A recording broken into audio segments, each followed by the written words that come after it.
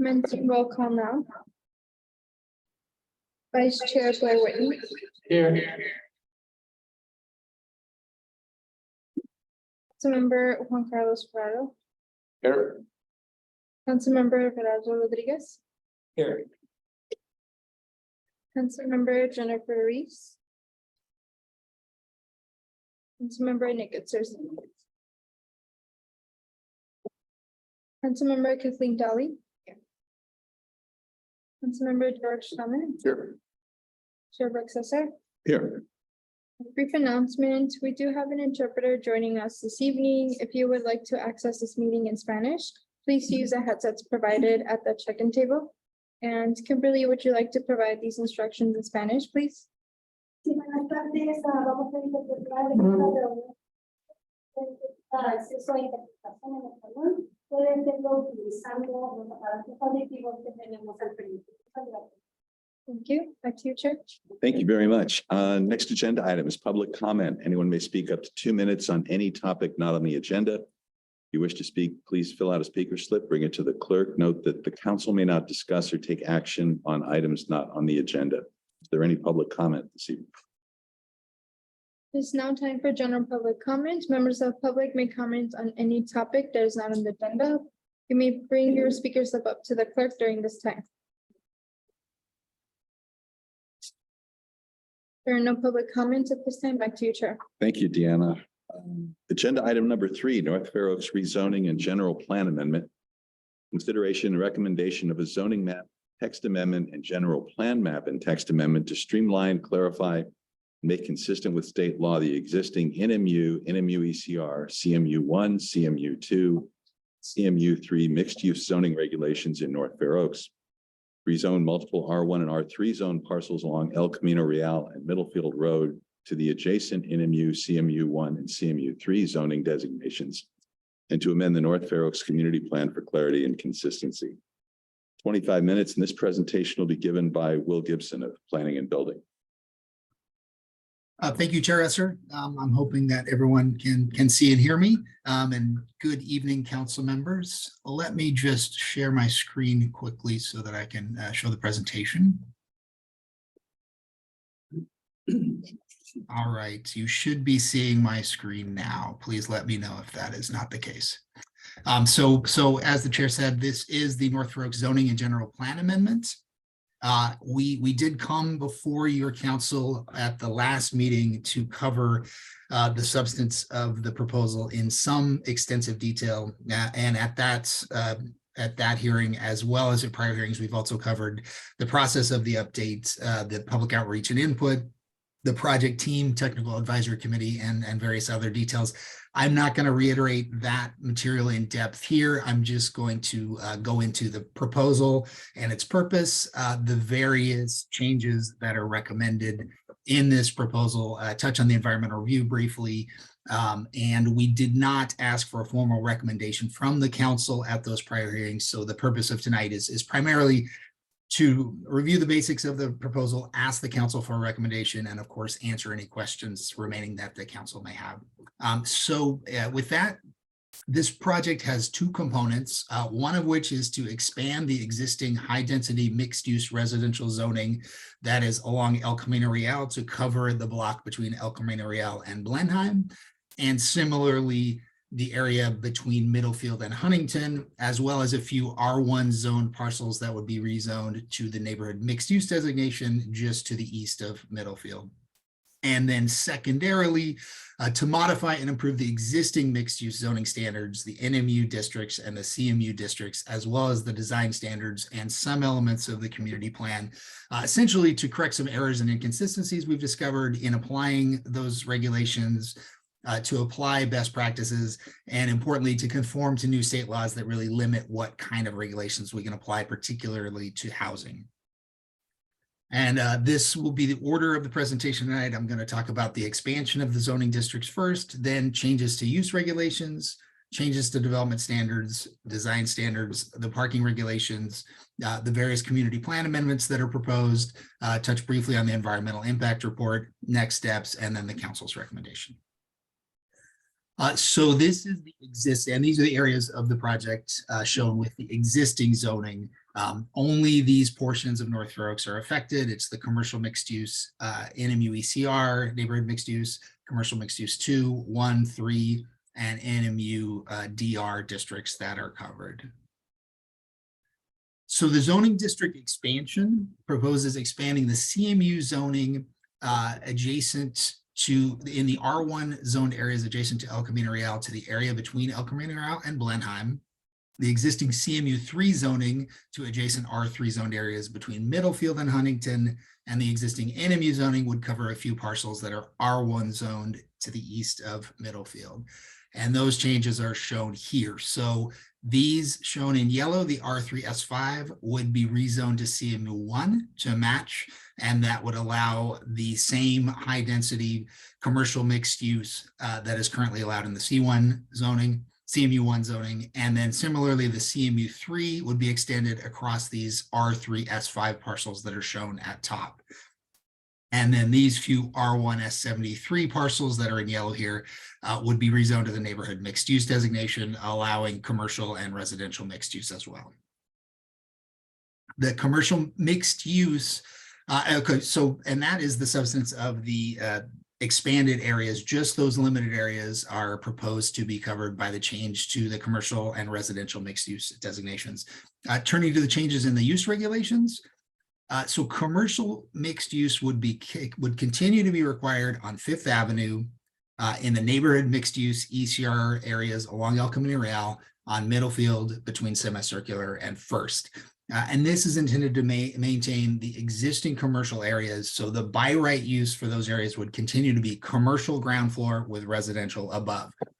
In the other areas that are currently zoned for commercial and residential mixed use, either commercial ground floor with residential above or 100% residential would be allowed. That is the significant change in the use regulations. And this here just shows where those areas are. The green marked areas, which are the primarily commercial areas of North Fair Oaks in these zoning districts, would remain commercial and residential. The other areas would allow 100% residential or commercial ground floor and residential above. Turning to changes in the development standards, the proposal standardizes the setbacks and step backs across all of the zoning districts. So it would now be a 10-foot rear setback at the ground level and an additional 10-foot step back in the rear at or below 20 feet in height, basically carving out additional space in each building to create air and light between structures in the rear. There will be no change to front and side setbacks in any of the zoning districts, except those areas fronting on Huntington Avenue.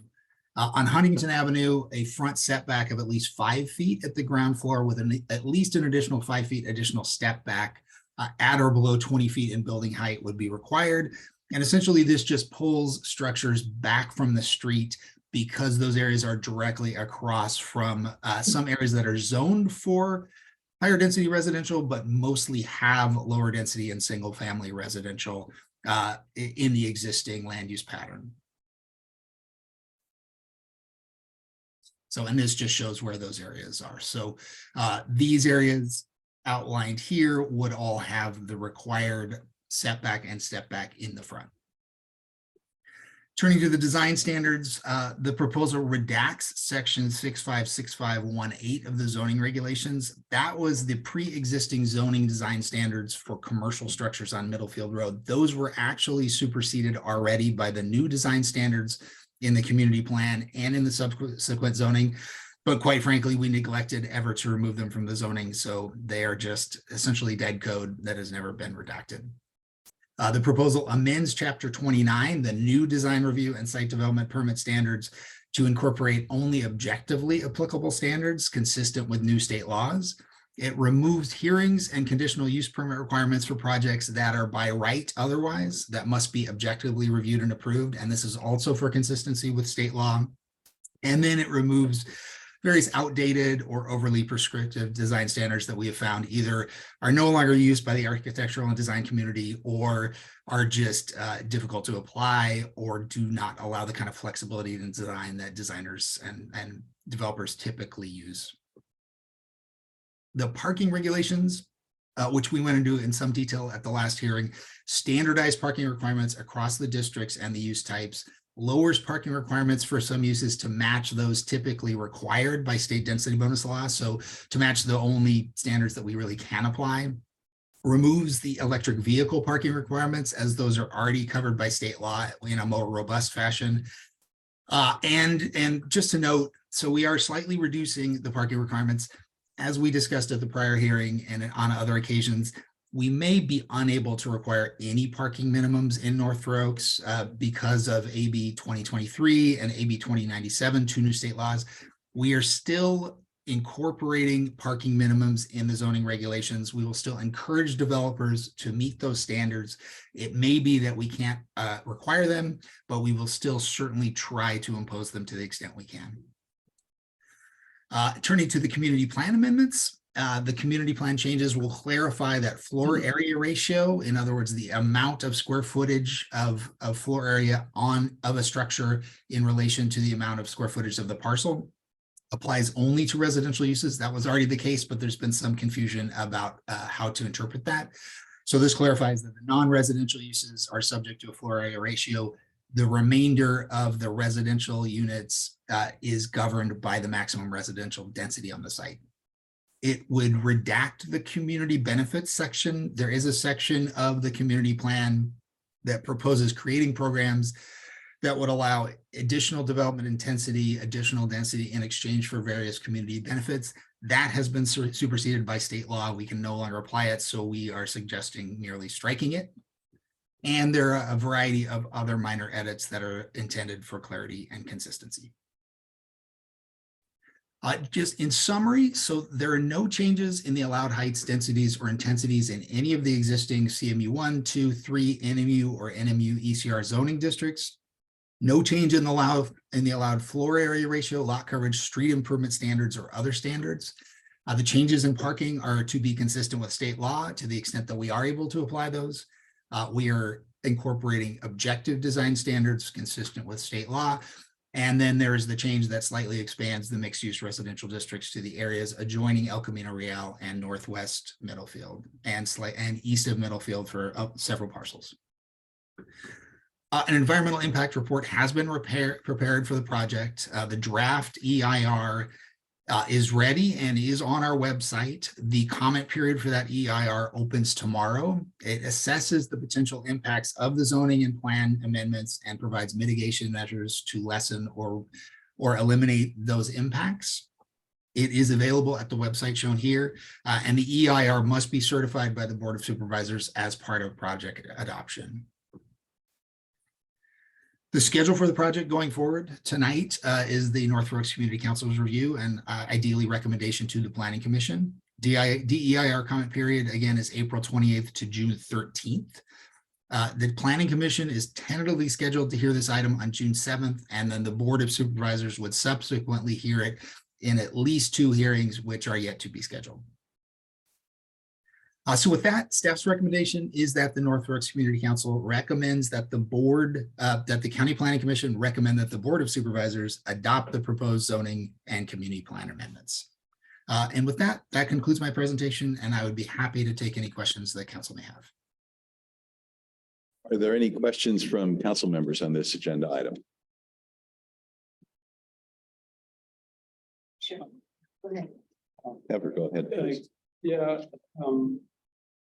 my question is, what would be the recourse or alternatives for our community to deal with the parking problems now that the parking requirements will go away, and considering that our community has always had parking issues. Often, state really doesn't know what's going on regionally, and they can make a blanket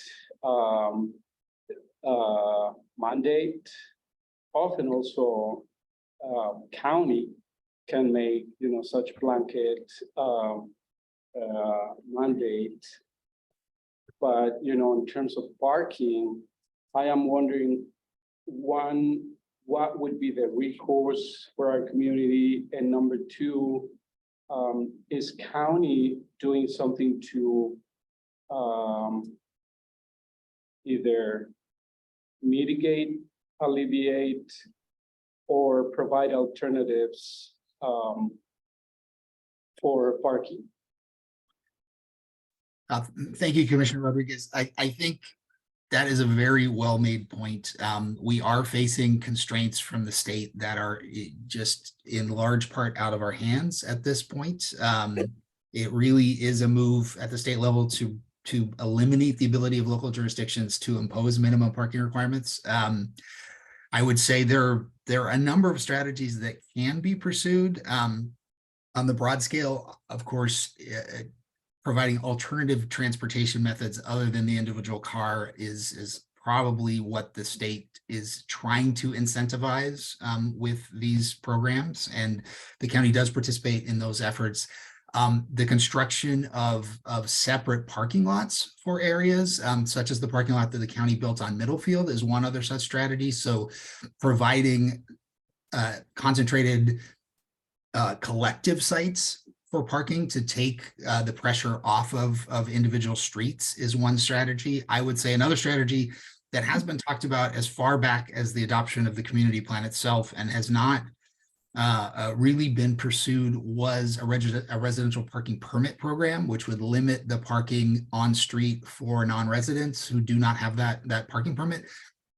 We have not, there are some complications with that because the county doesn't really have independent parking enforcement, but it is a strategy that has shown promise in some communities and could be explored, but we have not gone ahead with that. So I would suggest those as some issues, but I think you have highlighted a challenge that kind of all communities are facing and struggling with at the same time with the new state mandates that have taken effect. Thank you. Kathleen, you had a question? One question is, when we say no community benefit, so rezoning obviously is going to totally take a different look at North Fair Oaks. You know, not against development, but I'm just really struggling with how this change is going to affect true residents of this community. And it's heartbreaking because I don't think it's necessarily going to benefit those that live here now, unless certain things are required by the developers that want to build the high-rise apartments that are going to be super expensive and no one in North Fair Oaks can afford to live in. Second Avenue in Edison is my big one. Like, who's going to live there? Who's going to pay $5,000 to live, look down on a single-family home neighborhood with car lots and things like that. But so we don't get to do anything to ask developers, like, park, not a fancy dog park on the 5th floor. Like what do we get to ask developers to do? Number two, do we get any options to work with, or first dibs go to the real true affordable, the mid-10s, to get them into the neighborhood first? Like, what can we do to make sure? Because it sounds like we don't get to do anything. Once these zoning laws are passed, it skips planning, it goes right to developers, and boom, it gets built. So trying to understand that. Certainly. So I would just emphasize, except for the expansion areas of the zoning, the small areas along El Camino Real and Middlefield, the allowed intensity of uses is already incorporated in the existing zoning districts. So we're not allowing more units or more height or more area or bulk. What changed was the community plan had a program that said, what we would like to do is craft policies that, in exchange for allowing developers to have extra height or extra units,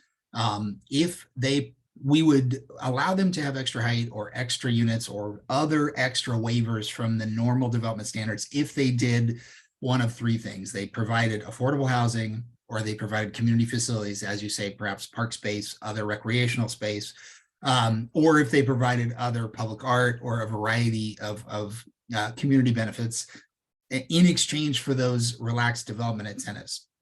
Then the state changed their laws and they said, if a project provides a minimal amount of affordable housing, which was one of the possibilities in our program, then they automatically get the extra density and the extra units and the extra size.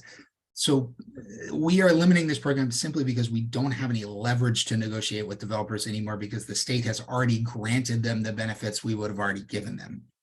But we will still get 20% affordable housing in every residential project because that is the county's ordinance already. So affordable housing will be incorporated as a part of any residential multifamily project that comes in these areas.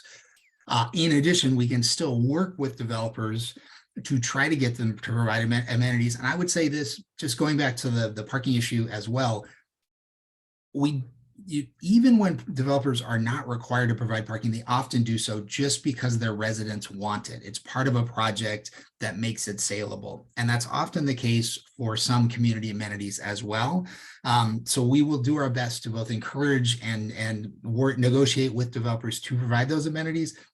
But the state has in a way hamstrung our ability to require it. In terms of 100% affordable developers, quite a few of the projects that have gone in North Fair Oaks recently have been 100% affordable. The county is donating land to affordable developers in order to create affordable units, Middlefield Junction being one such example. So yes, we will continue to try to identify and target opportunities for nonprofit developers to provide affordable housing. That is one of the county's broad strategies. It's hard to we can incentivize private property owners to sell to or work with nonprofit developers, but we can't force them to do so. But I think as a part of a broad strategy, we will be trying to incentivize production of 100% affordable housing, as well as the component that's required in any market rate projects. Is there a lot of property for sale in North Fair Oaks right now? There is some. There has been some amount of turnover over the last several years. I think most of the properties that were for sale have been purchased and are in some stage of the entitlement process. They're in the pipeline. I don't have a grasp on how many others may be for sale, but we do get fairly frequent inquiries about the viability of parcels in North Fair Oaks. So there definitely is interest in the area. Other questions from council members? Niket, please. Just to kind of go back to the parking question, for the existing parking lots that already exist, is there any additional requirements or zoning modifications that need to be made if in the future we want to look at putting in a multi-story garage, or because it's a county, they can bypass? If it were created by the county, we would be able to go ahead with that without any zoning changes. And I believe I would ask council to confirm that is correct, but I believe that is correct. That's correct. That would be the position that we would take. All right. Other questions from council members?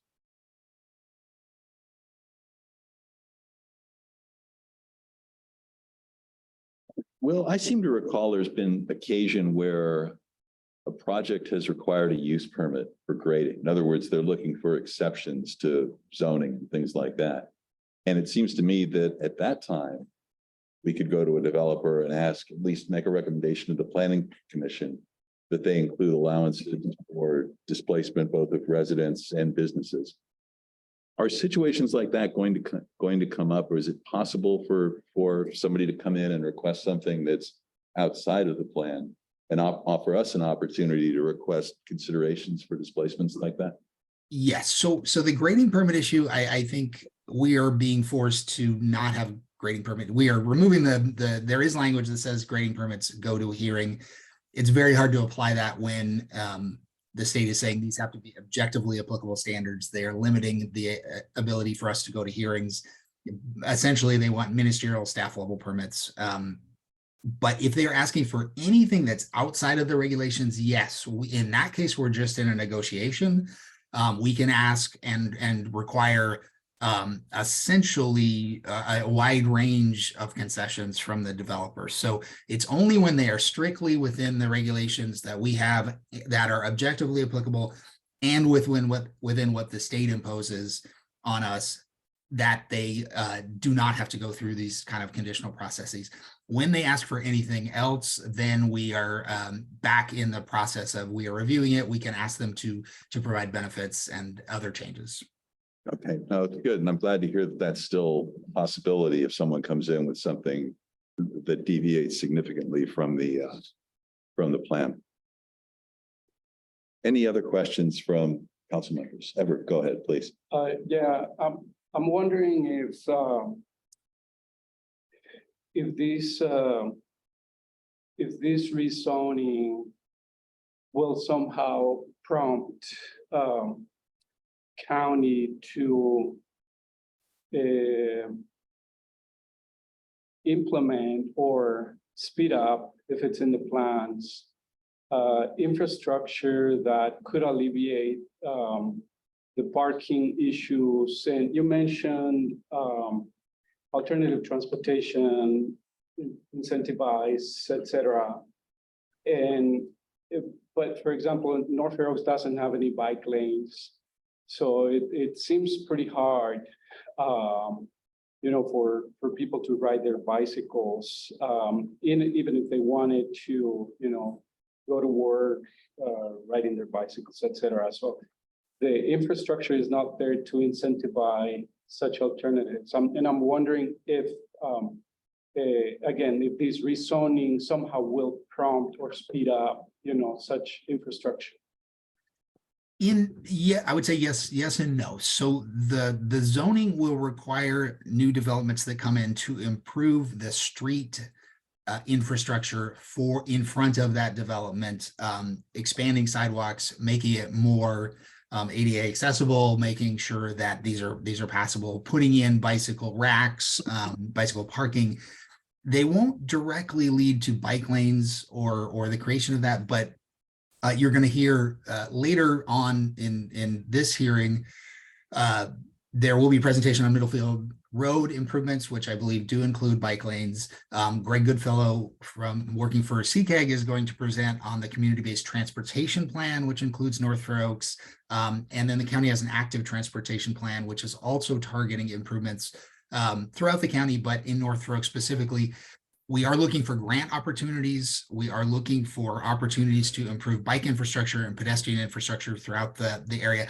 This is one of the focal points, North Fair Oaks, for those improvement projects. So the county is quite apart from the rezoning. The county is attempting to do that in a comprehensive fashion.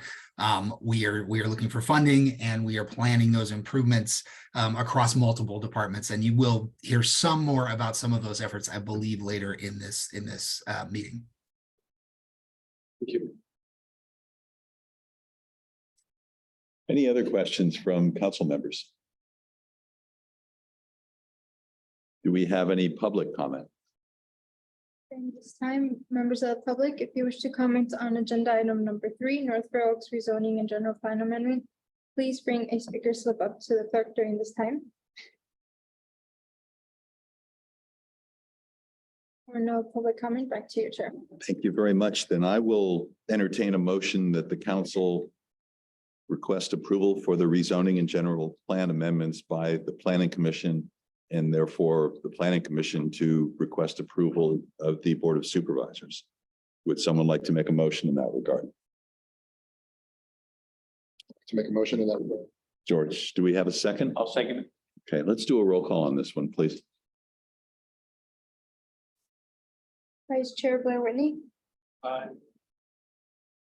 Councilmember Juan Carlos Corrado, Aye. Councilmember Everardo Rodriguez, No.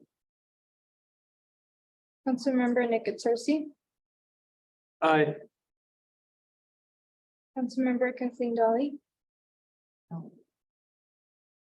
Councilmember George Hammond, Aye. Chair Brooke Sesser, Aye. motion passes. With council members Rodriguez and Daley dissenting. Next agenda item, CCAG Southeast San Mateo County Community-Based Transportation Plan. Consideration and recommendation regarding the recommendations and responsibilities included in the 2023 Southeast San Mateo County Community-Based Transportation Plan, as they relate to unincorporated San Mateo County. We have 20 minutes for this. The presentation will be made by Greg Goodfellow of CCAG. Greg, are you with us tonight? I am. Can the council hear me right now? Yes, we can. All right. Thank you very much, Chair and council members, for having me. Will, thank you for coordinating my presence here. Why don't I pull up my short presentation? If you can't see that big Samtrans bus, let me know. So very quickly, the reason I'm here tonight is to review the process of the community-based transportation plan, review the recommendations that came out of the plan, and that includes those that are within, as you stated, the unincorporated county area. And then finally, to request a motion of support for the plan, not a formal adoption, not a formal approval, just a motion of support that we would like to bring to the Board of Supervisors on June 13th when we ask the same motion of support for them. And again, this all leads to taking this to MTC for the formal adoption process.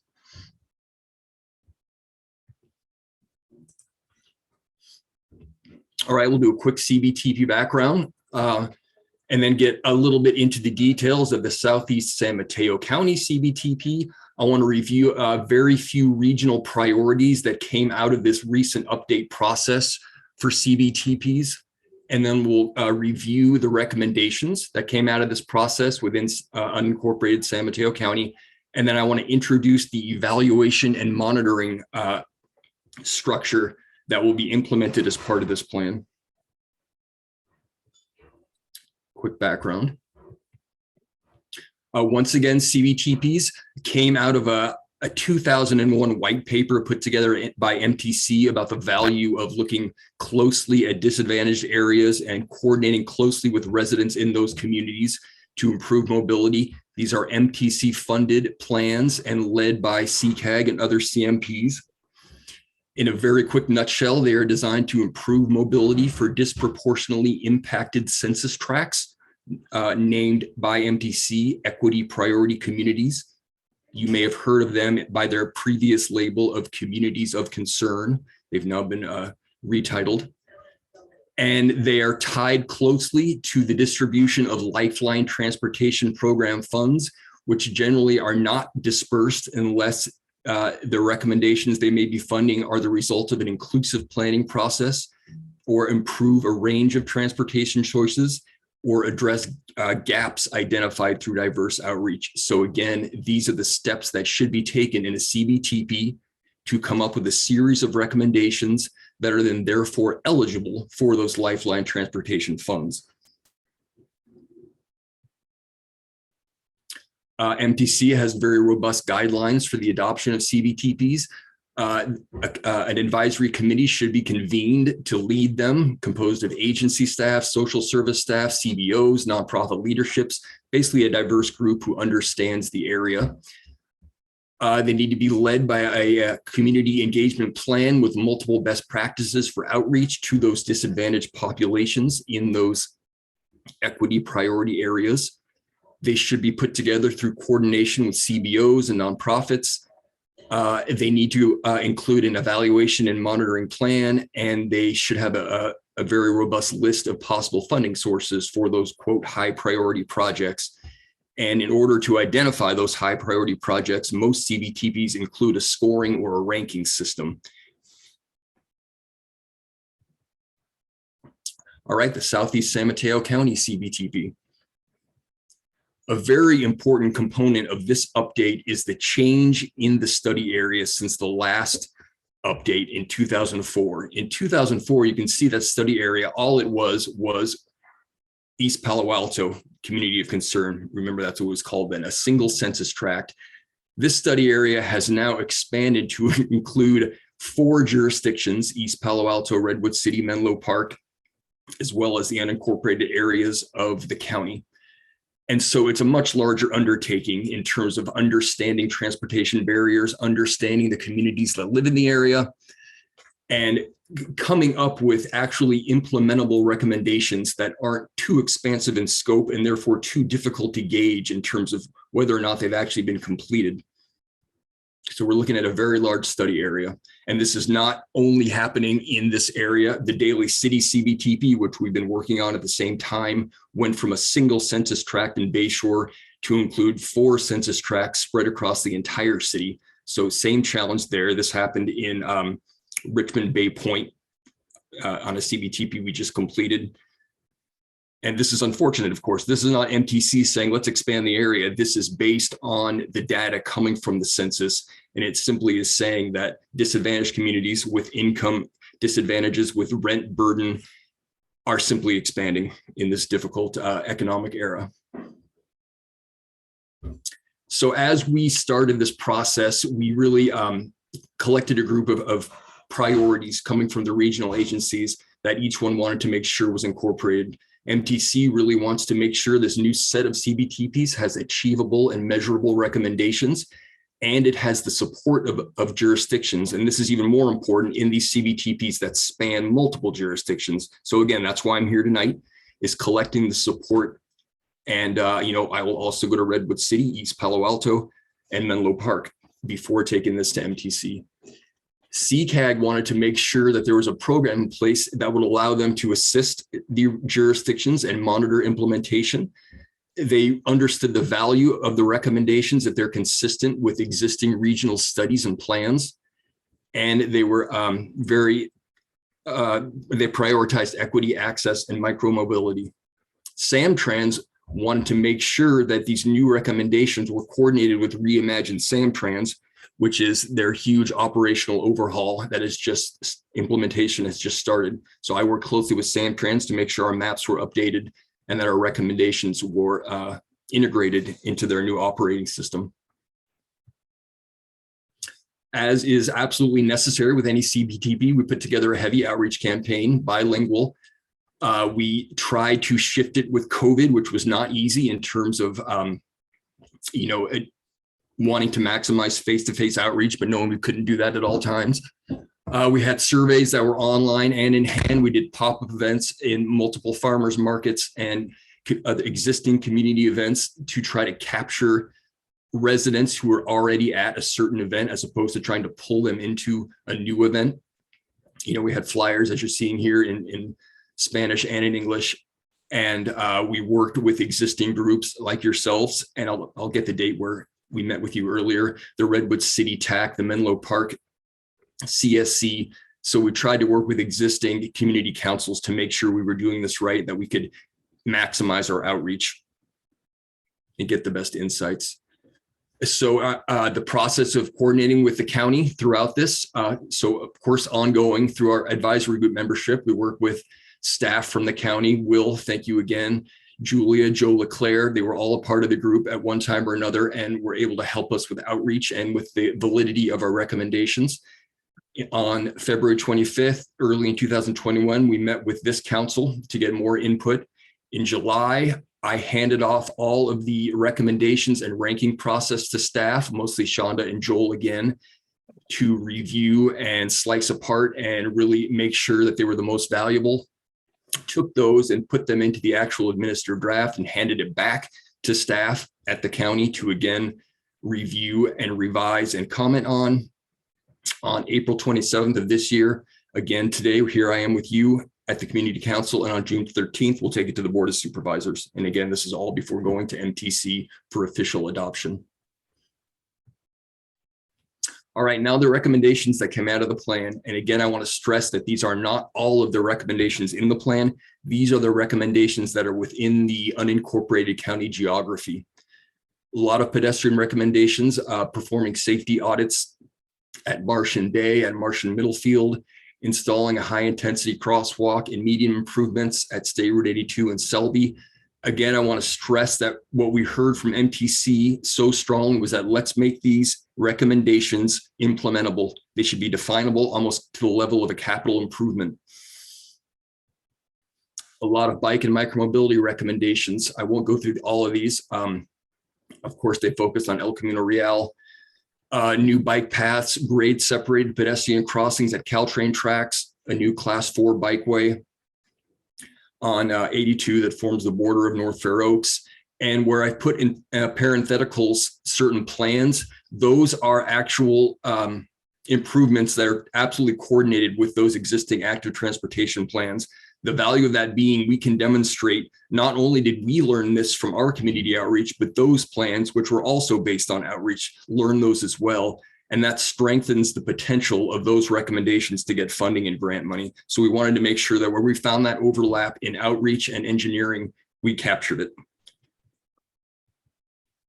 More bike and mobility recommendations. Again, I won't read all of these. Middlefield, a key issue, right of way. Caltrain station conditions, improving those. Number 7, improve access to electronic bikes via equity programs. That was a real, as I said, CCAG prioritized micromobility, and they wanted to get that in. Transit and paratransit. I want to stress here that, as is noted in 1, 2, and 3, these are not the responsibility of the county. These are projects within the county's geography, but ultimately it's MTC that will be responsible for, number 1, broadening the awareness campaign of their Clipper Start program with multilingual info. It is Samtrans who will ultimately be responsible for implementing a rider's guide for paratransit. Again, these recommendations came from our community outreach. We heard about these at farmers markets, working with seniors. I brought them to Samtrans, reviewed them. We talked about how to make them most implementable, and this is what came out of them. Also from Samtrans, auditing ground and curb conditions at bus stops and paratransit boarding areas at the Fair Oaks Health Center.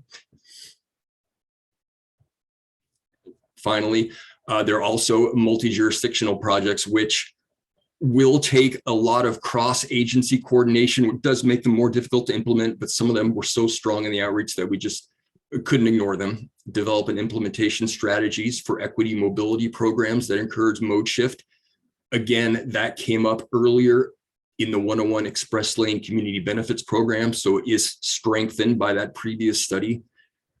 And then working with Samtrans to program an east-west running bus route along 5th Avenue through North Fair Oaks to provide better connections from Middlefield to routes 296 and El Camino Real.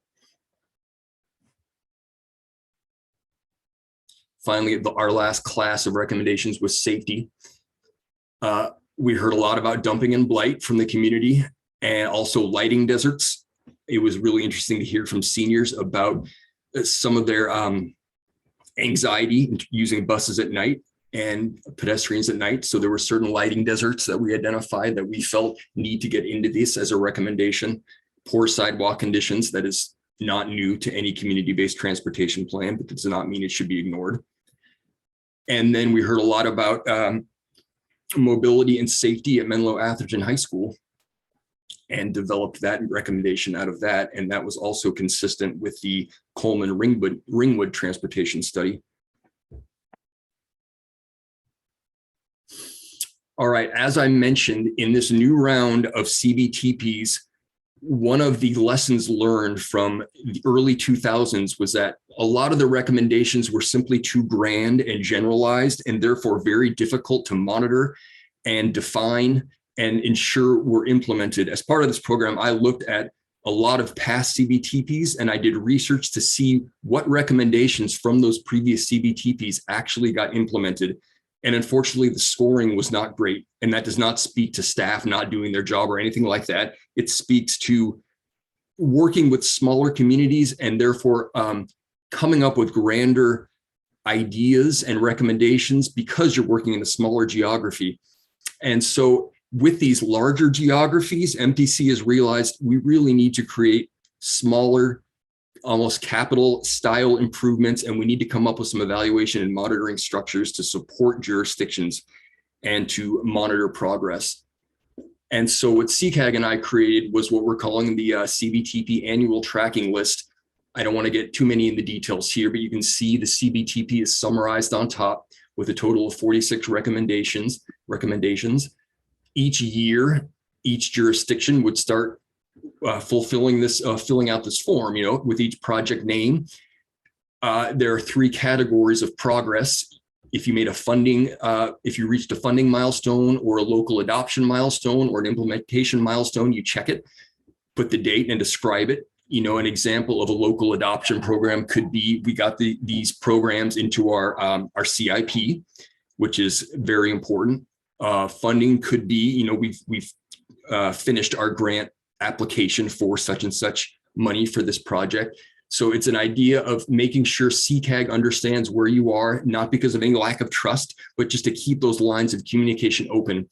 And, you know, CCAG may notice that only the bike and pedestrian projects are really moving forward. All right, well, it needs to kind of understand what are the challenges with the safety projects. Is it working with school districts? Is it something else? So again, this checklist will enable a monitoring and a support for the jurisdictions in implementing these recommendations. And with that, I am done with my presentation. I'm happy to take any questions. Thank you very much. Are there questions from any council members? Niket, please. I've got two quick clarifications and then a set of questions depending on that. First, are you looking for input on the recommendations that you're making as part of this, or is this more you're looking for us to approve the process on how you're going to go about doing this, and we'll work with you on future areas for part of the study?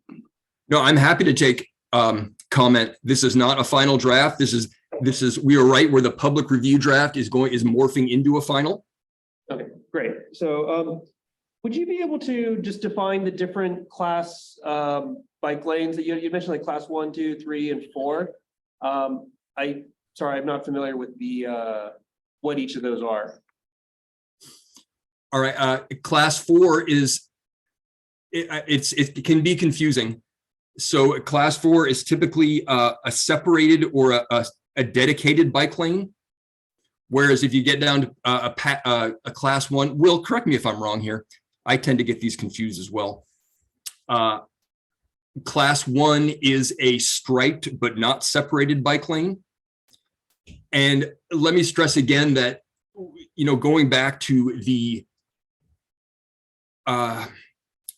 original idea of CBTPs is to connect gaps and decrease barriers in mobility. So a lot of these bike paths or lanes are based on what is there around them and filling in a gap, an existing gap. And yeah, I think we are restricted to class 1 and class 4. Yes. Okay, thank you. I can look that up a little later. Is it defined somewhere, like on a website somewhere? Oh yeah, and it's in the plan. Okay. I'm sorry, I just don't want to speak incorrectly. I understood. Most of these are dedicated bikeways or separated bikeways because of course those are the safest. And these are on, you know, the most high use rights of way. So the idea, of course. Would they be incorporated with the new, like, for example, the Middlefield Road project where they're changing how the parking is, things like that? Is that kind of also how they're working together, or is this kind of where the situation is today? This is where the situation is today. I mean, what you would find is that those that require more coordination with an unrelated improvement will take more planning and probably wouldn't be the first to be implemented. Okay. So all of this, you know, all of that gets folded into an approach to these plans, and you know which ones start first and which ones don't. And again, that is part of the reason why we wanted to put together that evaluation. And you know, and hear from jurisdictions, oh, you know, one of the things we're running into is an existing project that is not entirely in conflict, but does, you know, require some sort of agency coordination or engineering coordination. If I could just jump in and maybe Christoph is here and he can clarify as well, but I think the reason that Middlefield doesn't show up as a need in the study north of 5th is because we are in the process of installing those bike lanes, but there's an additional need south of 5th beyond the Middlefield Road improvements. And that's why this shows up as a need for future improvement in this CBTP. Yeah. And I should stress again, one of the most valuable parts of creating this was working so close with staff who, we got our recommendations from the community. That's really the key to a community-based transportation program, is making sure everything comes out of what you heard from those residents, and then working with staff to work out kinks such as this. So everything in here has been reviewed by staff who, of course, understand where plans are and what's in plans, and work with me to tighten these to make sure that each one is implementable. Got it. Great, thank you. So one point, I think a little bit building on that is understanding that there's the needs of the community, and I'm really excited to see some of these projects and helping out some of that. But looking at the study area, is there a bias too much onto the equity in providing these transportation, which may then run into future roadblocks when trying to cross, for example, Atherton, and going through where they have a whole different slew of other things that they're going in?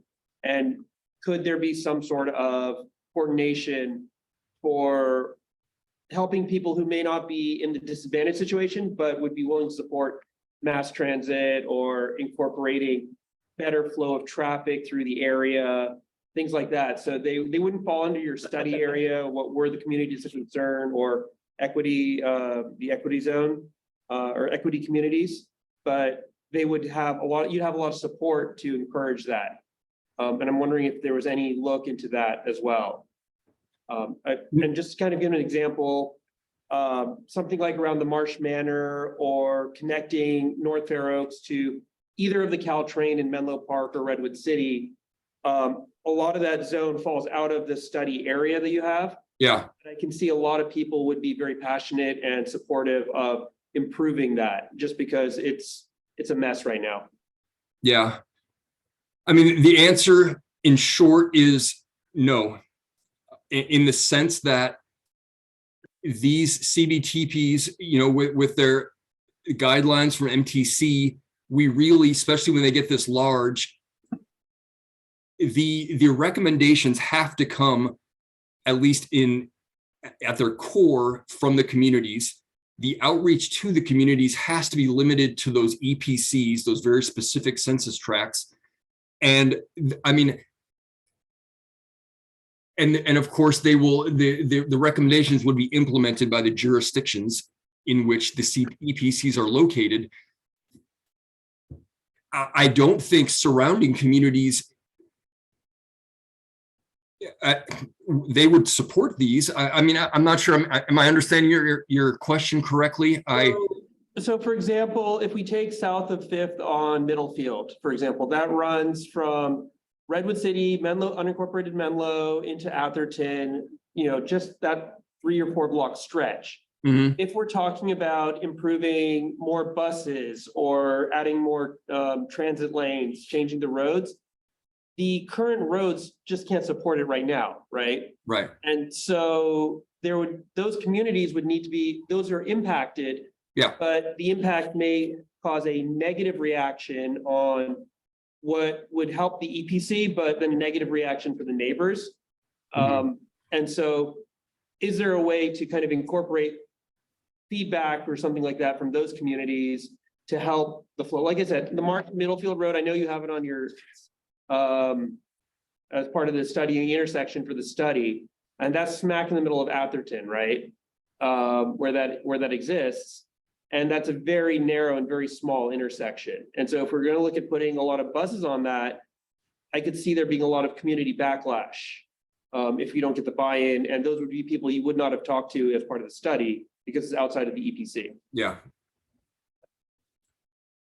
Yeah, I mean, I think you're speaking to one of the challenges of mobility in general, which is that it's never limited to a study area.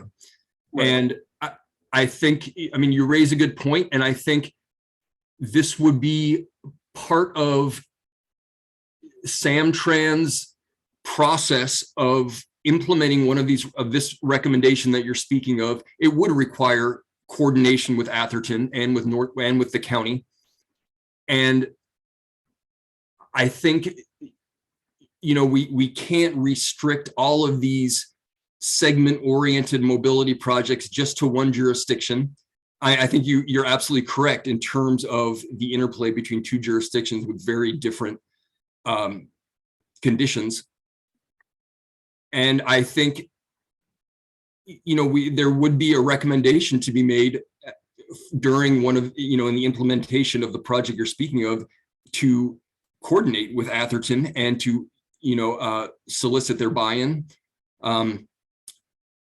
I do think this very much speaks to one of the difficulties of the study area is the shift in conditions so, vastly from one census tract to another. Yeah, no, we are very diverse. That's kind of why I was asking if the study, the CBT, PT was more biased towards the EPCs because it's it spans so many different concerns and areas. So that was kind of my original question. I mean, I think it is biased to the EPCs because that is the guiding program behind CBTPs, is that it needs to be restricted to EPCs, which are these census tracts with this algorithm of low income, below poverty level, low vehicle ownership and rent burden. So I guess it's an intriguing question. Yeah, my clarification was, if this could include benefits for the surrounding areas, you'll have an easier time with some of these tricky jurisdictions and edge cases. Yeah, I'm absolutely willing to. I mean, I think this is a good point to make in either the executive summary or the introduction to the recommendations, the value of coordination with outside communities.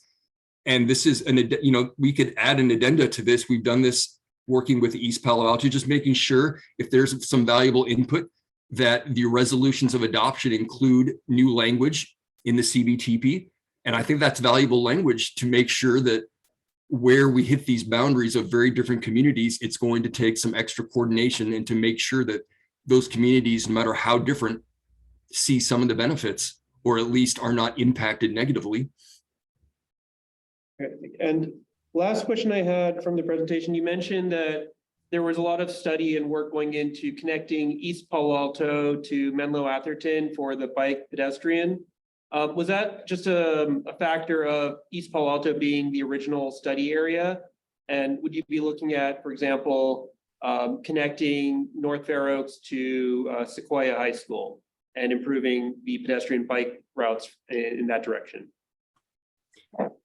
Now, I mean, the original connection, it just came out of the outreach and, coordinating that outreach to what we saw in existing studies.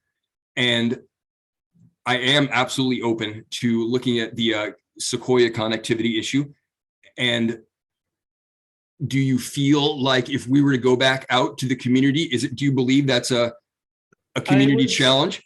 Well, I was just looking at some of the data that you had presented in terms of the age groups, and given that this area is split between kids who would be going to Menlo Atherton, where they have a fairly easy, straightforward, protected path, versus Sequoia, where there's a lot of major traffic intersections. You've got El Camino, you've got Middlefield, you've got Woodside, that they're doing a lot of crossings and such. It's a lot more complicated, and I'll be honest, as a parent, I'm less inclined to let my son go by himself to Sequoia if he goes there when he goes old enough than I would if he was going to Menlo Atherton. I'd prefer to just drop him for safety reasons. So again, ways to relieve congestion or ways to think of it going into the future. All right. Well, I mean, council member, that's why I'm here tonight, is that given the size of this study area and some of the struggles with COVID, it was really difficult to get an absolutely balanced outreach program put together. And this is the kind of thing I want to hear. And this is also the kind of thing we could put into, an addenda in the resolution of, we are also going to add this new recommendation for improving mobility for students to Sequoia. And I'm glad you bring that up because that isn't something we heard directly. All right. And I'd be happy to work with Will. All right, thank you. Questions from other council members on this issue, on this item?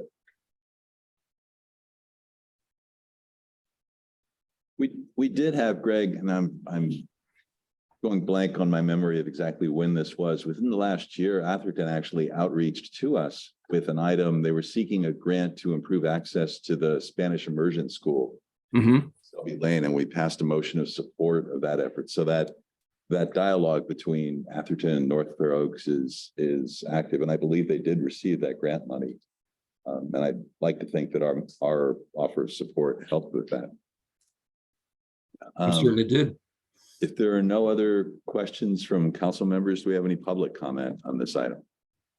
During this time, members of the public, if you wish to comment on agenda item number 4, San Mateo County Community-Based Transportation Plan, please bring a speaker slip up to the clerk during this time.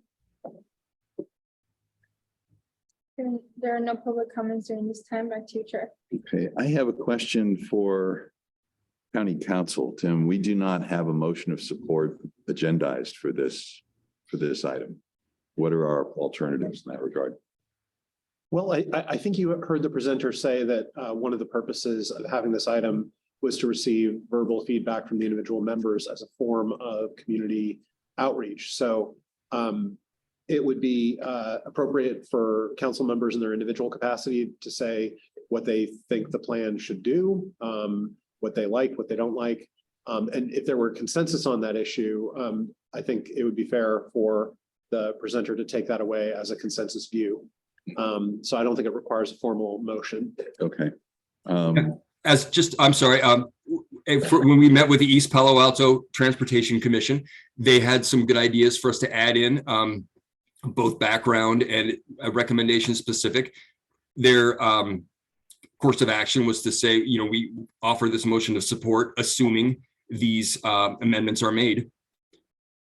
And those amendments are now written into the resolution for the city of East Palo Alto and of course into the document itself. Because they ran across the same issue. And Tim and Chair Esser, if I could just jump in, we did agendize it as review and recommendation on the CBTP. So that's the specific language that we thought was in the agenda and was intended to give the council the leeway to recommend formally if they saw fit. Yeah, I won't stand in the way of anybody presenting a motion just because there isn't an item on the agenda. So if there were a desire to do so, that would be fine. Okay, that's why I asked him. Thank you very much. Then I would entertain a motion of support for the community-based transportation plan as presented by Greg this evening. Would someone like to make a motion in that regard? I'd like to move to support the plan.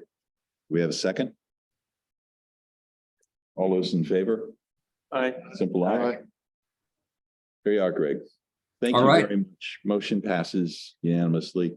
And Thank I'm you. going to work on some language to discuss the value of coordinating with Atherton and other surrounding cities, as well as a recommendation for improving mobility for students towards Sequoia. Thank you very much. All right. Thank you all very much. Agenda item number 5, Samtrans Zero Emissions Bus Project. Here we're looking for a recommendation for the implementation of the Samtrans Emission Zero Plan funding applications, including motions of support from the North Fair Oaks Community Council. That presentation will be made by Larry Lorano, Deputy Chief of Fleets and Facilities Infrastructure for Samtrans. And Larry, if I could do a quick intro. Hi, everyone. Good evening. My name is Jessica Epstein. I am the Manager of Government and Community Affairs for Samtrans. We're actually here tonight on 2 different projects. They're agendized separately. This one is an action item. We have a lot going on in Samtrans. So we've got our zero emissions buses and a bus stop study. We're really happy to be here tonight and really welcome any feedback you have. With that, I'm going to hand it over to Lyria to walk you through the presentation. Well, good evening, council members. Good evening, everyone. Thank you for having me today to talk about our Emission Zero program that will transition our entire fleet at Samtrans to a zero emission fleet. So let me just share my screen.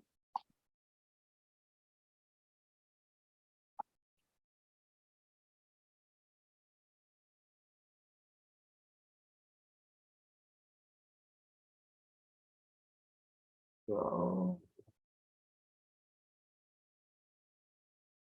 where it's at. Here we go. Okay. Our fleet is stored, hang on. Is the screen clear? Because I'm seeing something. Okay.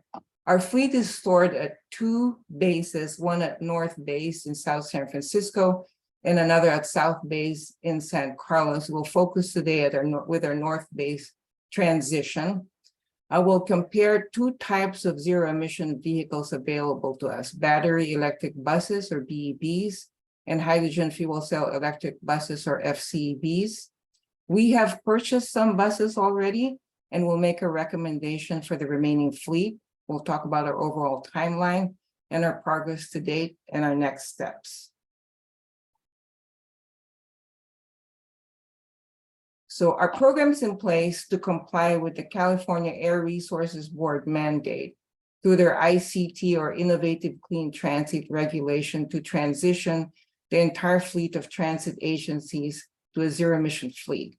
So that scope not only includes replacing the vehicles, but also providing the infrastructure needed to either charge the vehicles or fuel the vehicles, make modifications to facilities, and train the workforce. That regulation was put in place in 2018, and it requires a transition to be complete by 2040. We've developed our own plan to comply with that transition, and if we follow all of those steps, we expect to complete that 6 years ahead of the mandate by 2034. So our fleet includes 319 fixed route vehicles. All of them will be converted. That we also have 70 paratransit vehicles, but that won't start until 2026, since we don't have those commercially available yet.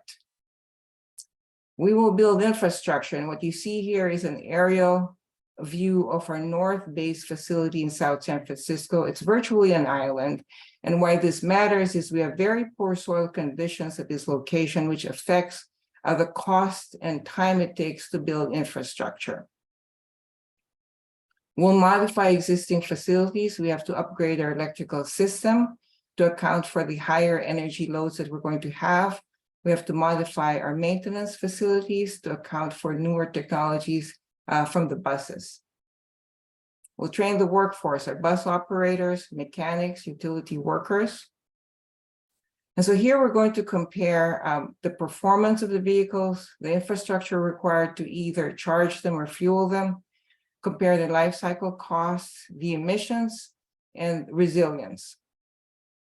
So a battery electric bus has a range of up to 200 miles.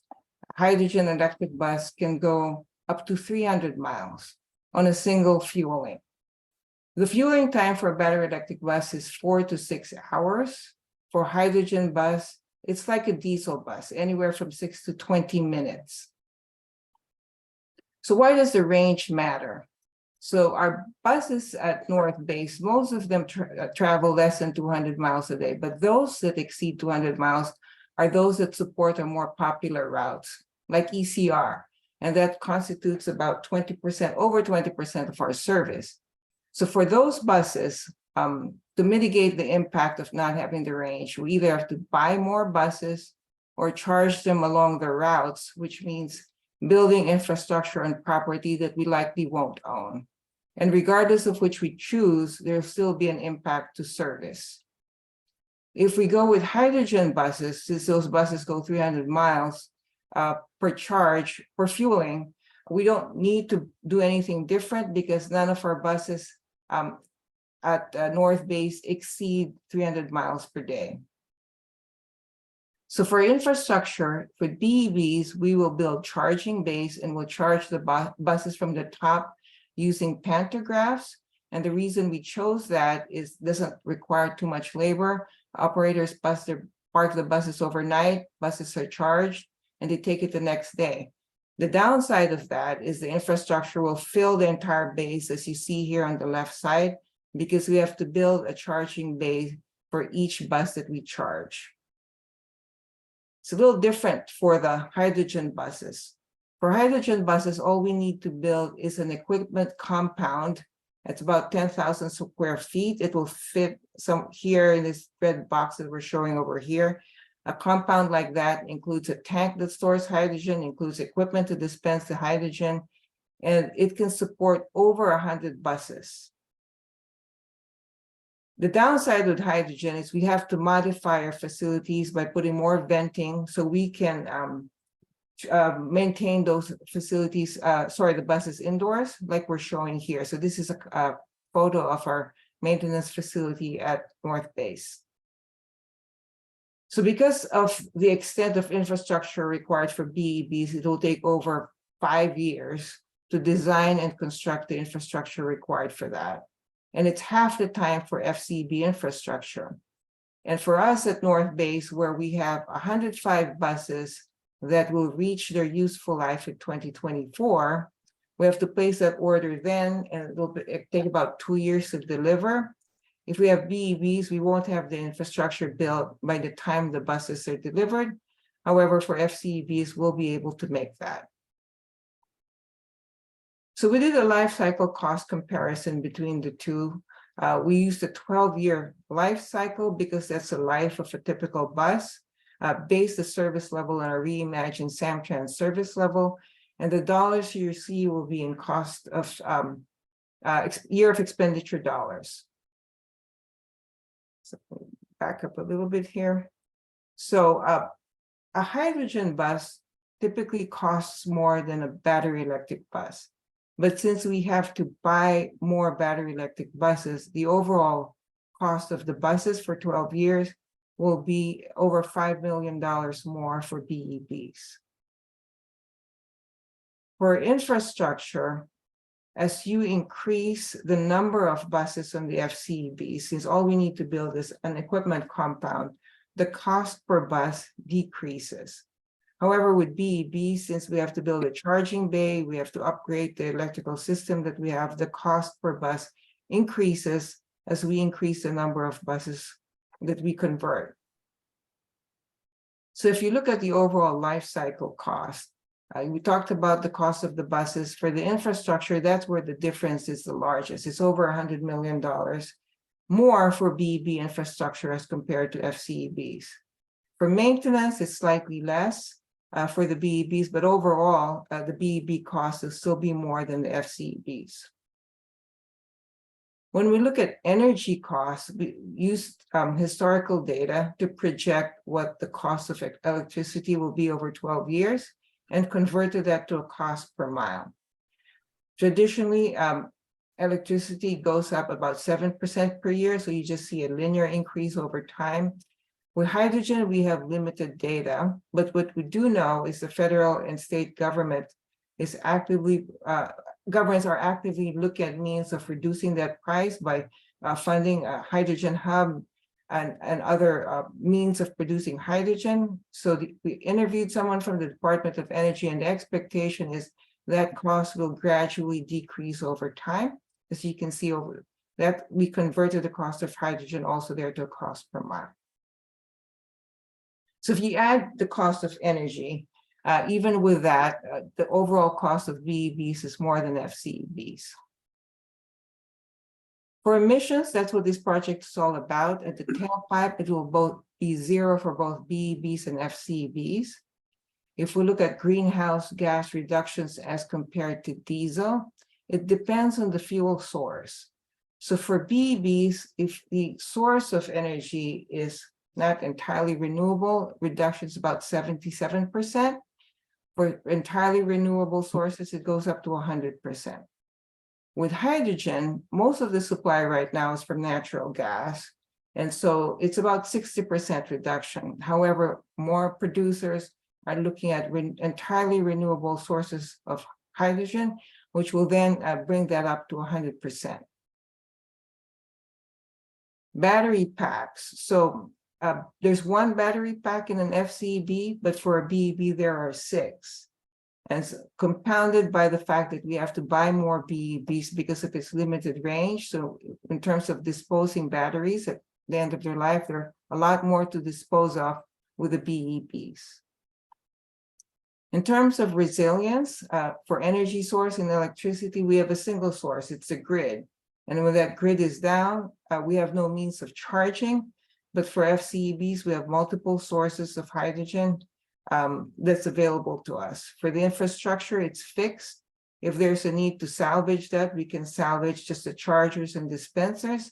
But for the FCEVs, we can move most of the equipment in that compound.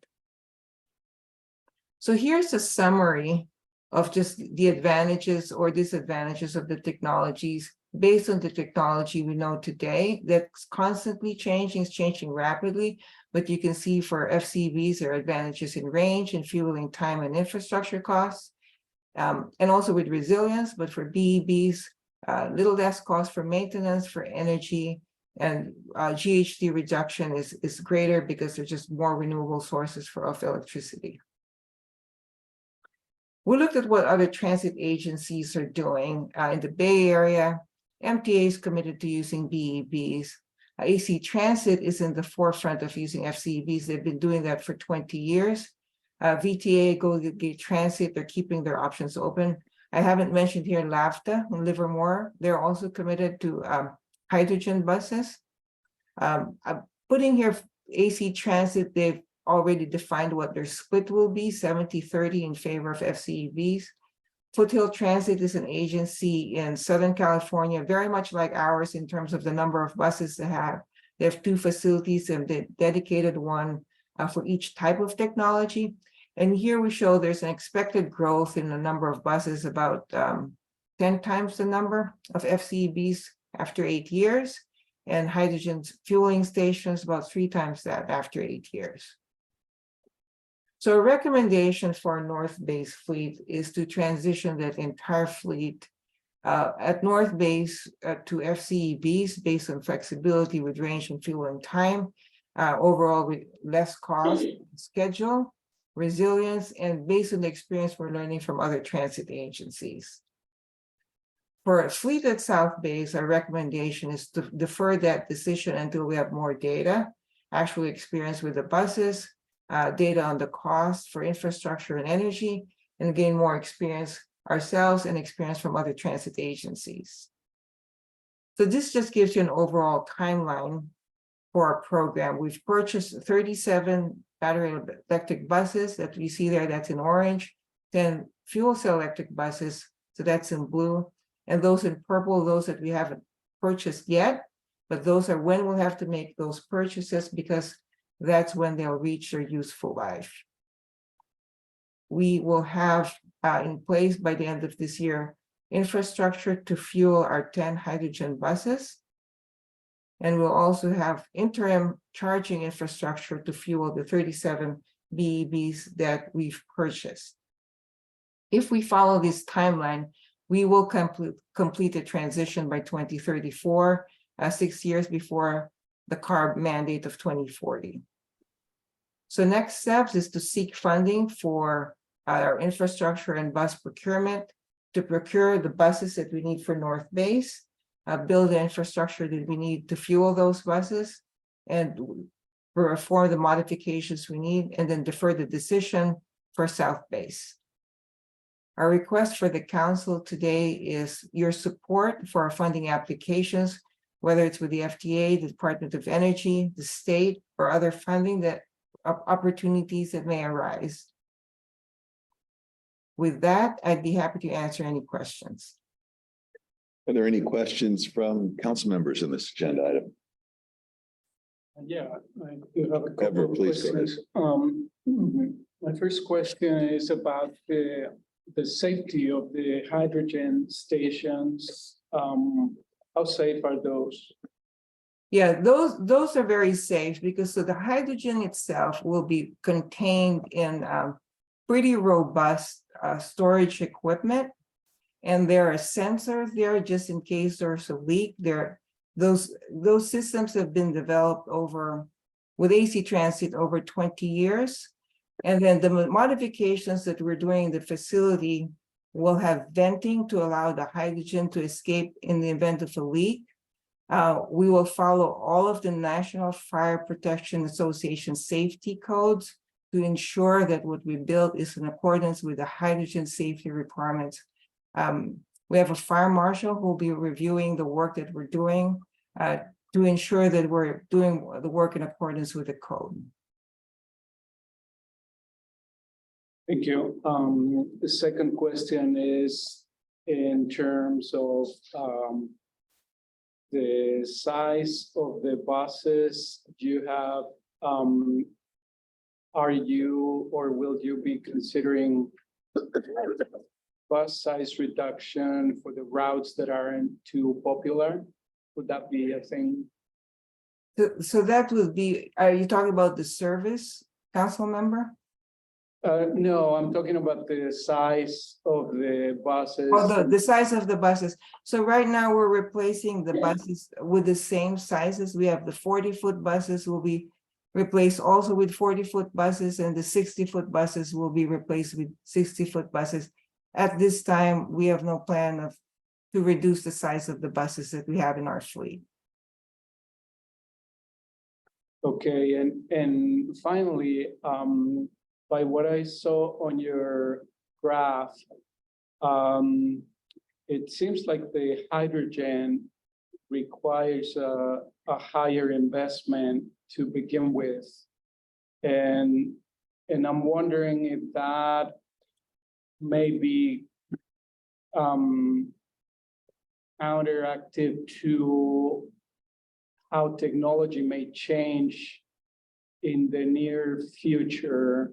Like if, for example, if you end up choosing the hydrogen technology and you invest a lot of funding on those, and then for some reason technology evolves to electric being more affordable long term, is that something that you are evaluating as well, you know, as with the rapid change of technology? Yeah, so if I understood the first part of your question, you said the initial investment is higher for hydrogen. If the initial investment is actually higher for the battery electric buses, the infrastructure for the battery electric bus for the fleet size that we're looking at is over $100 million more for the BEB, because it's going to be spread out over that entire facility, as opposed with the hydrogen, we're building a compound that's about 6,000 square feet. So with that, the infrastructure cost will be significantly less. Oh, okay. Thank you for clarifying. Leary, can I add? And this is just for our north base. We also have our south base. We are very aware of the changing technology. In fact, if we were here 10 years ago, we'd probably be talking only about battery electric buses. Hydrogen is the one that's been coming down in cost and then has surpassed BEBs in terms of the much more financially reasonable for our agency. But we do have South Base. We haven't figured out the mix of that. There will be some BEBs there. So we are trying to come up ultimately with a fleet that has a mix of the two, but with the North Base being the one truly focused on hydrogen, and then South Base and San Carlos being more of a mix of the two fleets. Other question? Please go ahead, Nikhil. So, excuse me. Quick question, looking at the map and of the North Base, were you considering at all maybe putting up like a solar farm or something like that as a electricity source, so that would then change that? Would that change the cost, given that you would have to build that anyway? So, sorry. So we looked at the cost of the infrastructure to build the solar, and because of the amount of energy that it was going to produce, it didn't make up, it wasn't enough to offset the capital investment for the solar farm, because it's not just the solar panels, then you need to build a fire suppression system underneath because it's covered and there's the lighting for it. And we looked at the return on investment, it's about 12 years. And so we did consider it, it just didn't pencil out from a cost standpoint. Thank you. Go ahead, George. I'm just curious, how are we sourcing the hydrogen? Are we using electrolysis? Are we converting fossil fuel? What are we doing with that? So it will be, so the source will be from our supplier, and the supplier has multiple sources. One will be from steam methane reforming from natural gas. but ultimately they want to get renewable sources, and the renewable sources, electrolysis is one of them, which will be purely renewable. They're building a solar farm in Fresno. So now they have a lot of space there to get that solar energy. That's another potential source for them. Thank you. Other questions from council members? Please, Juan Yeah, Carlos. through the chair. I know that you said that you're far ahead on the CARB mandate. Do you foresee for the South base, as you transition, do you see staying ahead of the mandate from CARB? Yes, so in fact, the focus of the life cycle was North-based. The numbers that I showed you in our timeline includes all of our fleet, including South Base. So we expect that transition in 2034 to include our South Base fleet as well.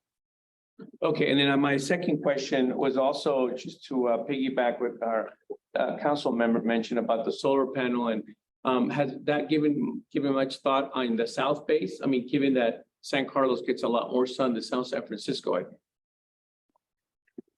I think the issue with the solar farm is the extent of the panels that we need to build.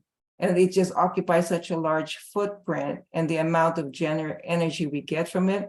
We'll consider it again and look at it for South Base, but it's really the space that we need to build the solar panels that may not generate enough energy given the space limitations that we have at South Base.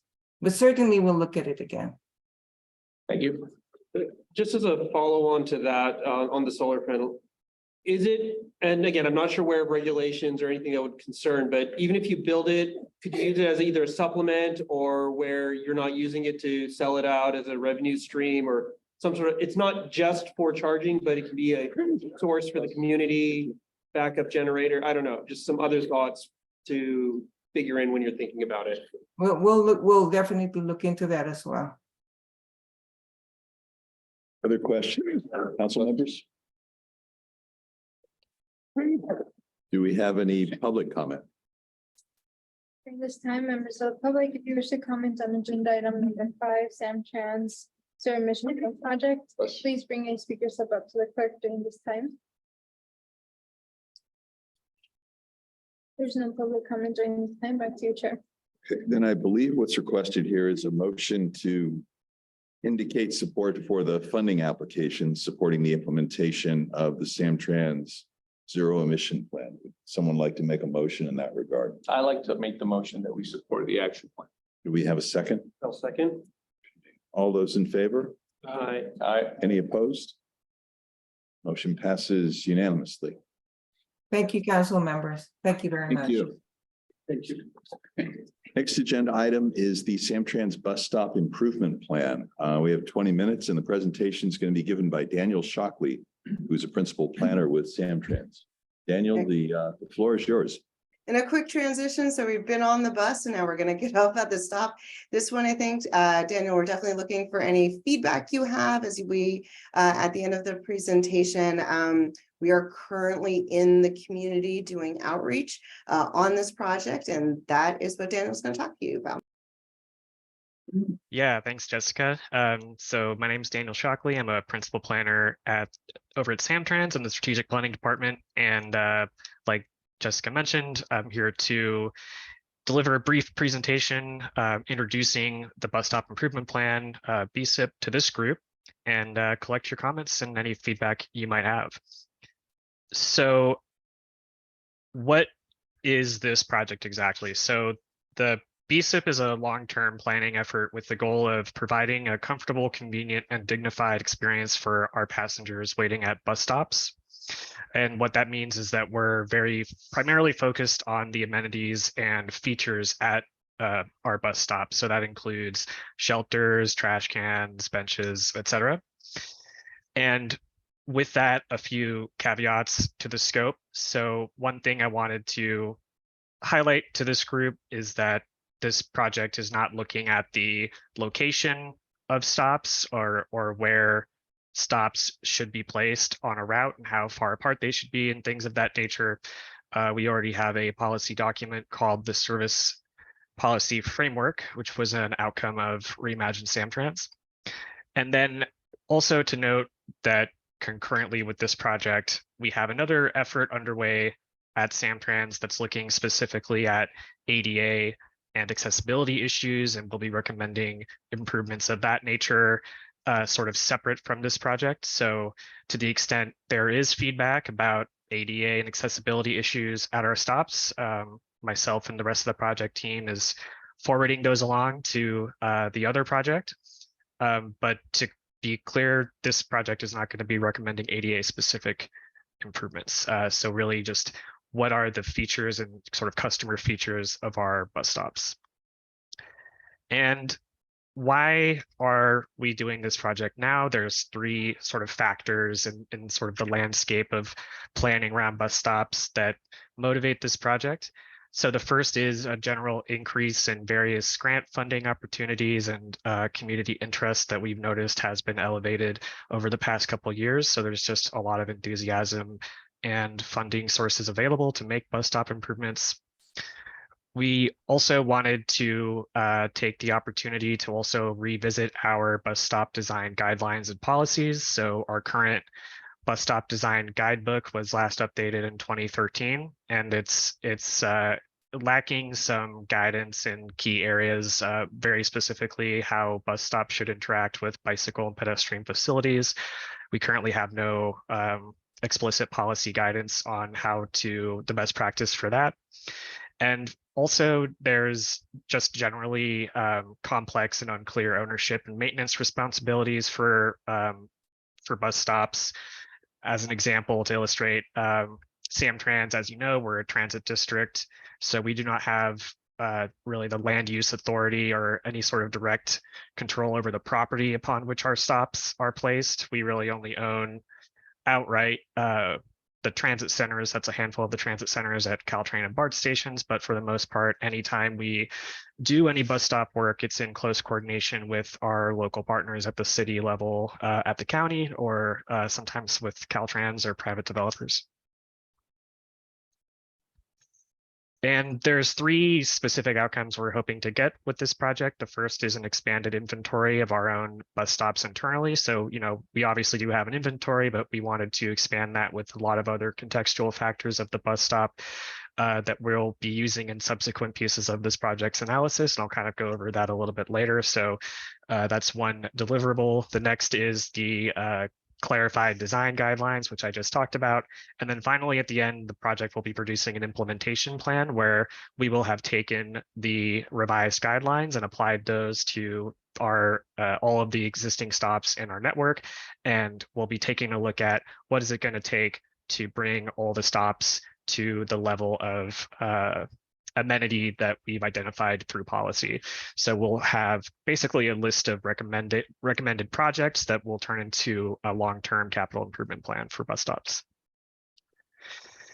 Obviously, with a project like this, community feedback, stakeholder feedback is critical. So we have identified 3 different categories of stakeholder in our stakeholder engagement plan for this project. Primary among them are, of course, riders. So we are seeking to understand what our riders' preferences and priorities are with regards to bus stop amenities, building off a lot of the prior survey work we've done through Reimagine Samtrans and really kind of digging into, you know, what are the trade-offs that our passengers are willing to make when there are constrained conditions for implementing bus stop improvements.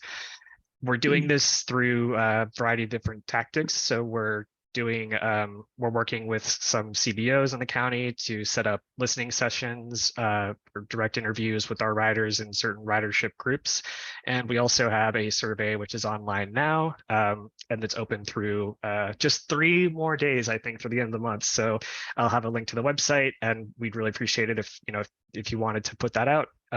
We're always looking for more feedback that way. The second 2 groups are cities. So we've been working closely with our partners at the local level to understand what they perceive are the barriers to improving stops and the processes around that. And we have done that through the public agency working group. We'll have basically 2 rounds of those. We had the first round earlier this year, and we'll have the second round towards the end of the project. And those are small working group meetings with staff representation from all the cities in the county. And finally, we have organizations, agencies, and committees such as this one, where we're really just trying to spread awareness of the project and collect any feedback through presentations like this one. Looking at the schedule, so it's still relatively early days, I guess, approaching somewhat of the midpoint in the schedule. We kicked off summer 2022, and most of that work was the existing conditions analysis. So that was we did a literature review, peer agency interviews with other transit agencies in the Bay Area, trying to understand what they're doing with bus stops, and also expanding the bus stop inventory that I mentioned earlier, along with the public agency working group first round. Through the winter and the spring of 2023, which is sort of an ongoing phase of the project currently, we're in the process of updating the bus stop guidelines document. So that's a policy review, developing what we're calling bus stop typologies. I'll talk about those more in just a second here. And we're also revisiting the design specifications for, various different features of the bus stops, such as the shelters and things of that nature. This is also the bulk of our stakeholder engagement. So we're doing the listening sessions I mentioned earlier, the rider survey, and stakeholder presentations. Coming up next will be the improvement analysis through the spring and summer of 2023. So this is where as I mentioned earlier, we're going to identify the needed improvements at our inventory of existing stops throughout the network. And then we'll be prioritizing those improvements, looking at the feasibility, the cost, level of effort. We'll want to incorporate an equity dimension too, so we don't just have this huge to-do list of capital improvements, but really we'll be able to prioritize them in a strategic way. And then in the summer and fall, wrapping up by the end of the calendar year 23, we'll produce the implementation plans. This will have the phasing approach for these improvements. We'll be looking into various funding strategies to make it a reality, and we'll have the final plan document. And then we'll also circle back with our public agency working group for the second round of those meetings. So here in the second half of the presentation, just a very quick summary of the work we've done to date. I mentioned we already wrapped up the existing conditions, and this is just a sort of an illustration of what we found. Really, the majority of our stops, 68%, are very run-of-the-mill stops, for better or for worse, with more or less just a pole in the ground or the sidewalk. 16% have at least some kind of place to sit, so a bench or a semi-seat. And then 13% you might consider a complete stop with full shelter, bench, trash can, and all the works. From the public agency working groups, just a couple key feedback points that we heard from city staff that we thought was interesting. So we did hear that cities are looking to Samtrans to more or less take the lead on bus stop improvements. What we heard is that unless a city had already invested in some kind of specific plan or corridor plan or things of that nature which incorporated stops, there really hasn't been a lot of proactive thinking about how to improve. And so there's definitely room for Samtrans to step up. We have a history of being slightly reactive when it comes to bus stop improvements. So this is not only do we have an opportunity here, but we're being looked to for this leadership. Second is that maintenance costs are challenging. We did hear from cities which had implemented their own infrastructure that the cost of cleaning the trash and fixing vandalism and things like that, it can be very costly. And that's something that we're also very aware of on our own facility side. And there was some talk and openness to look into various kinds of cost sharing agreements. That's something we're hoping to look into more through the course of the project. And we also heard that city staff think that the way we go about doing improvements is a little unclear and could use some clarification. So we are looking at ways to streamline our own internal processes and look at how we can allocate staff to address any sort of bus stop related issue that comes our way. So next steps, we will be developing typologies for all of our stops. This is kind of a fancy way of saying that we're going to categorize all of our stops according to some common factor that they have. Right now, we're looking at a service-based typology. And what this allows us to do is easily attach amenity requirements to each category. And then we can look at a stop and say, oh, okay, this is a high frequency stop. Therefore, it will require certain kinds of amenities. And we'll codify that in the revised bus stop guidelines document. We're trying to make this very easy to use, not just for Samtrans staff, but also for staff at our local partners and their developer partners, so that they can, if they're through the course of some kind of improvement plan or development that involves a Samtrans stop, will have this document which can kind of walk them through our thinking and our expectation for what the stop should have in terms of features. As well as some guidance on operational characteristics like the dimensions of the pullout or the bus bulb and things like that. So it's very clear what we are looking for when it comes to bus stops. And to wrap it up, our upcoming outreach schedule. So we do have the website, as I mentioned, samtrans.com/BSIP. We have a link to the survey there. It's open till the 30th. I encourage everyone to send the link everywhere and have everyone that you know take the survey. We're also scheduling those listening sessions in the coming weeks. We had our community meeting actually last week on the 20th, so we'll have a recording of that on our website soon. And we also just wrapped up an outreach effort in person with our ambassador program at our stops and on board the buses, promoting the survey and spreading awareness for the project. And with that, that's the end of my presentation. So at this time, I'm happy to take any questions or hear any feedback. Appreciate your time today. Are there any questions from council members for Daniel? Not Everardo. necessarily a question, but feedback. And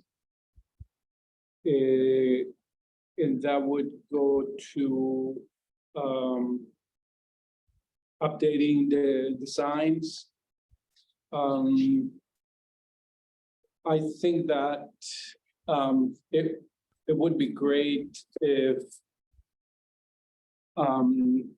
there could be a purposeful renewal of those bus stops. Since there may be some spending onto those, and for example, an amenity that could be appreciated would be maybe cell phone chargers. But if not that, at least adding bike racks nearby, because I know that, you know, a lot of people ride their bicycles and then take a bus. But sometimes, you know, if the bus has limited space to carry a bicycle, at least a person can leave their bike on the bus stop and, you know, proceed to the bus, etc. I've rarely seen bike racks near bus stops. So I think that would be something that would be very helpful. And possibly also related to bicycles, there are these very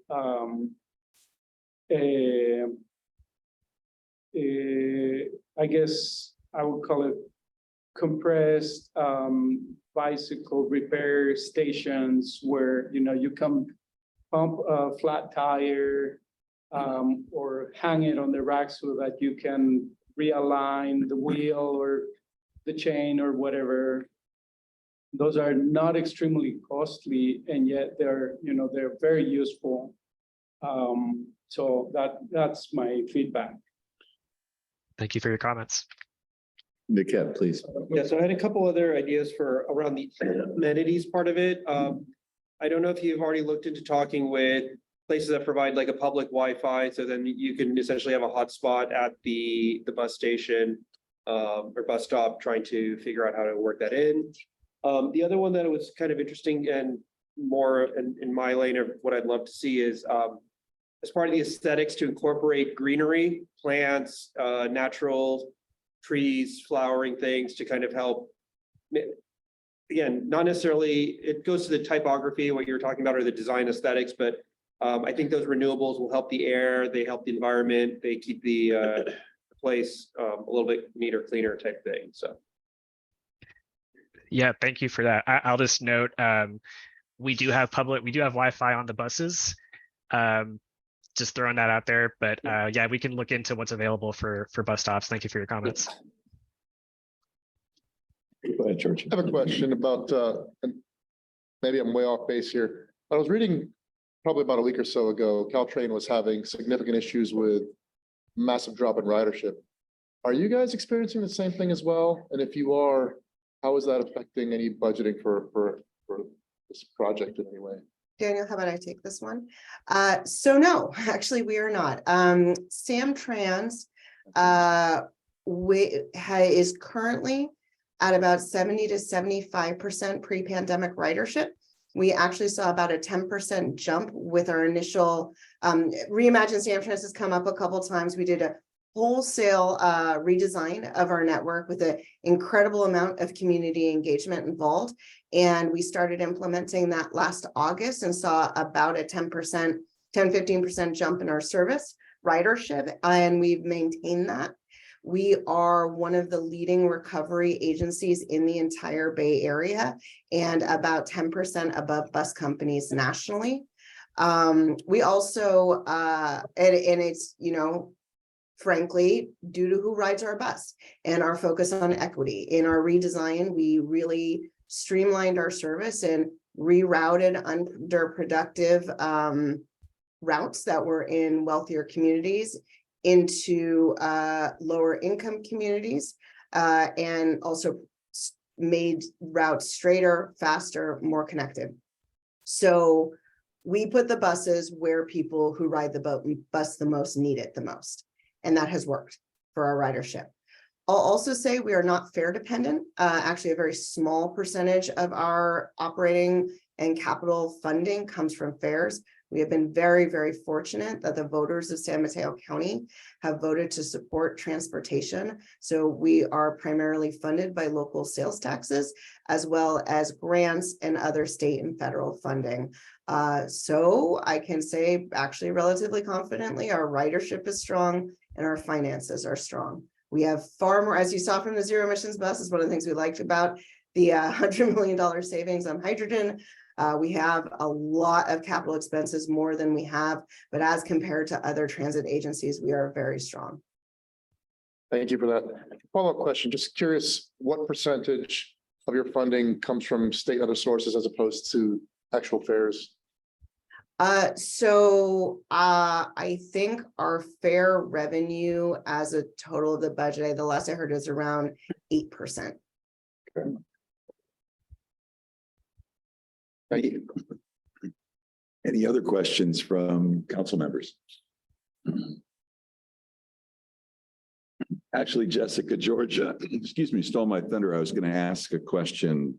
I was going to ask the same question with regard to ridership and that sort of thing. And I just wanted to add a comment that anything that can increase ridership is a good thing. And I think amenities are something that'll really help in that regard. And if at some point, Samtrans does seek funding from whatever public agencies and would like a show of support from the council, please come back to us because we would definitely like to do that. Samtrans Absolutely really fills a need in North Fair Oaks, and anything we can do to help that would be terrific. If there are no other questions from council members, is there any public comment?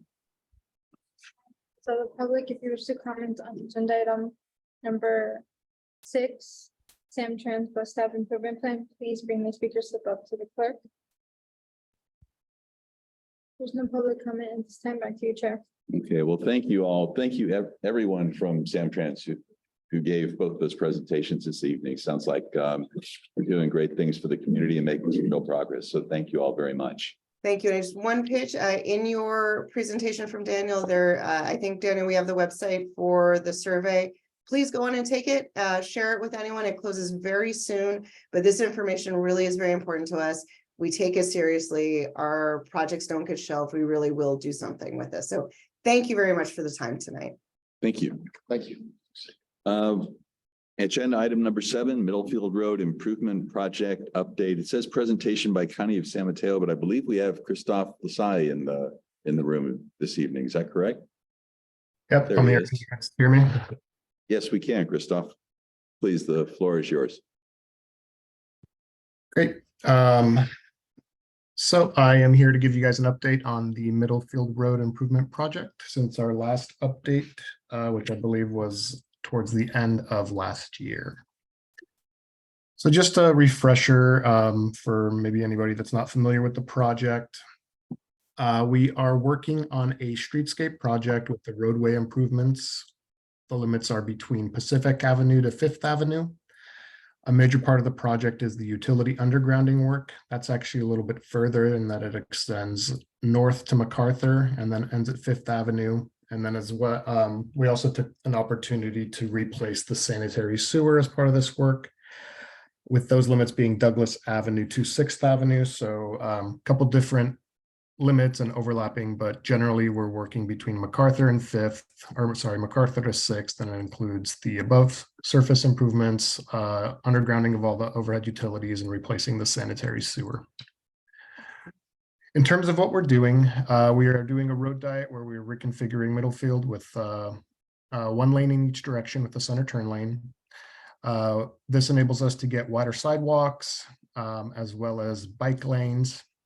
We're modifying the parking from angled to parallel, and then including a wide range of street improvements, which will be street lights, both for vehicles and pedestrian levels, buffered bike lanes. Anywhere where we don't have a signalized intersection, we're installing high visibility crosswalks with rectangular rapid flash beacons, which are those signs that light up when you cross. We're also including street trees, as well as several amenities that will include bike racks, benches, trash receptacles. There's also a smart features element of this project. So we are going to be installing and working with our ISD department, which is our technology group over at the county. We're going to be installing public Wi-Fi, as well as some smart analytics for traffic, parking, and trash.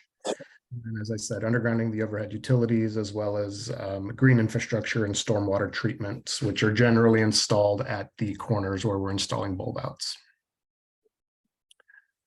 As far as the construction updates since our last time, sanitary sewer work is for all intents and purposes complete. We're 99% done with the sanitary sewer work.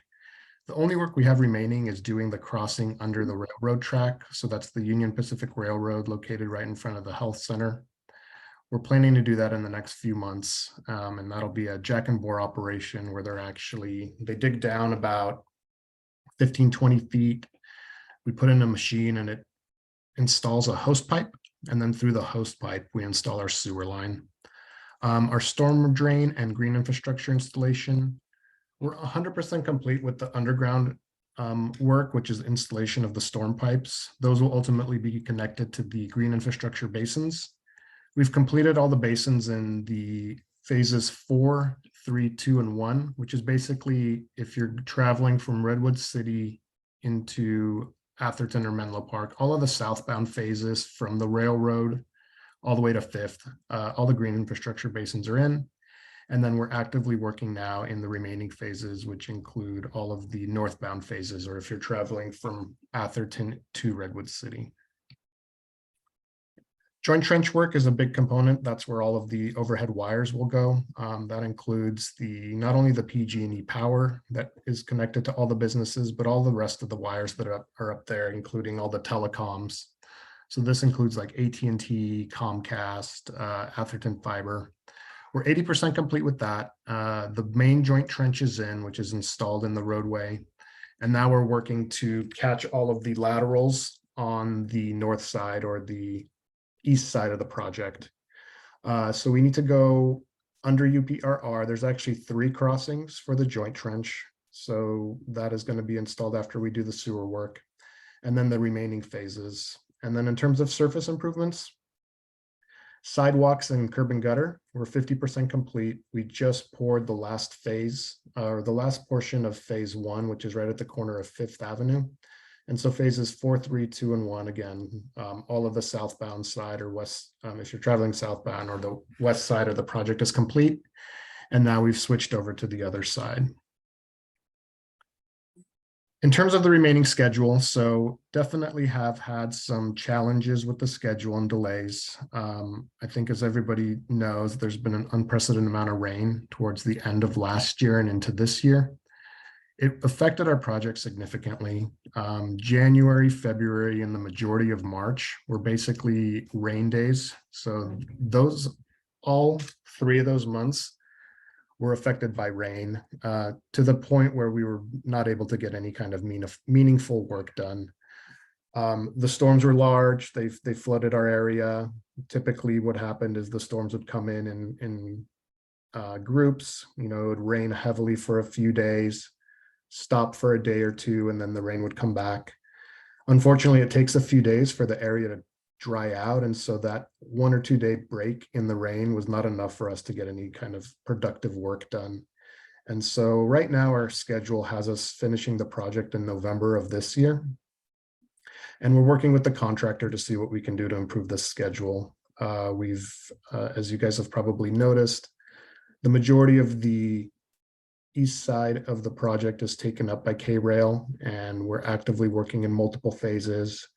We're meeting with the contractor on a weekly basis and trying to see where there's opportunities to improve on the schedule with the potential of bringing in extra crews and a workforce once we have a good understanding of where there's an opportunity to do that.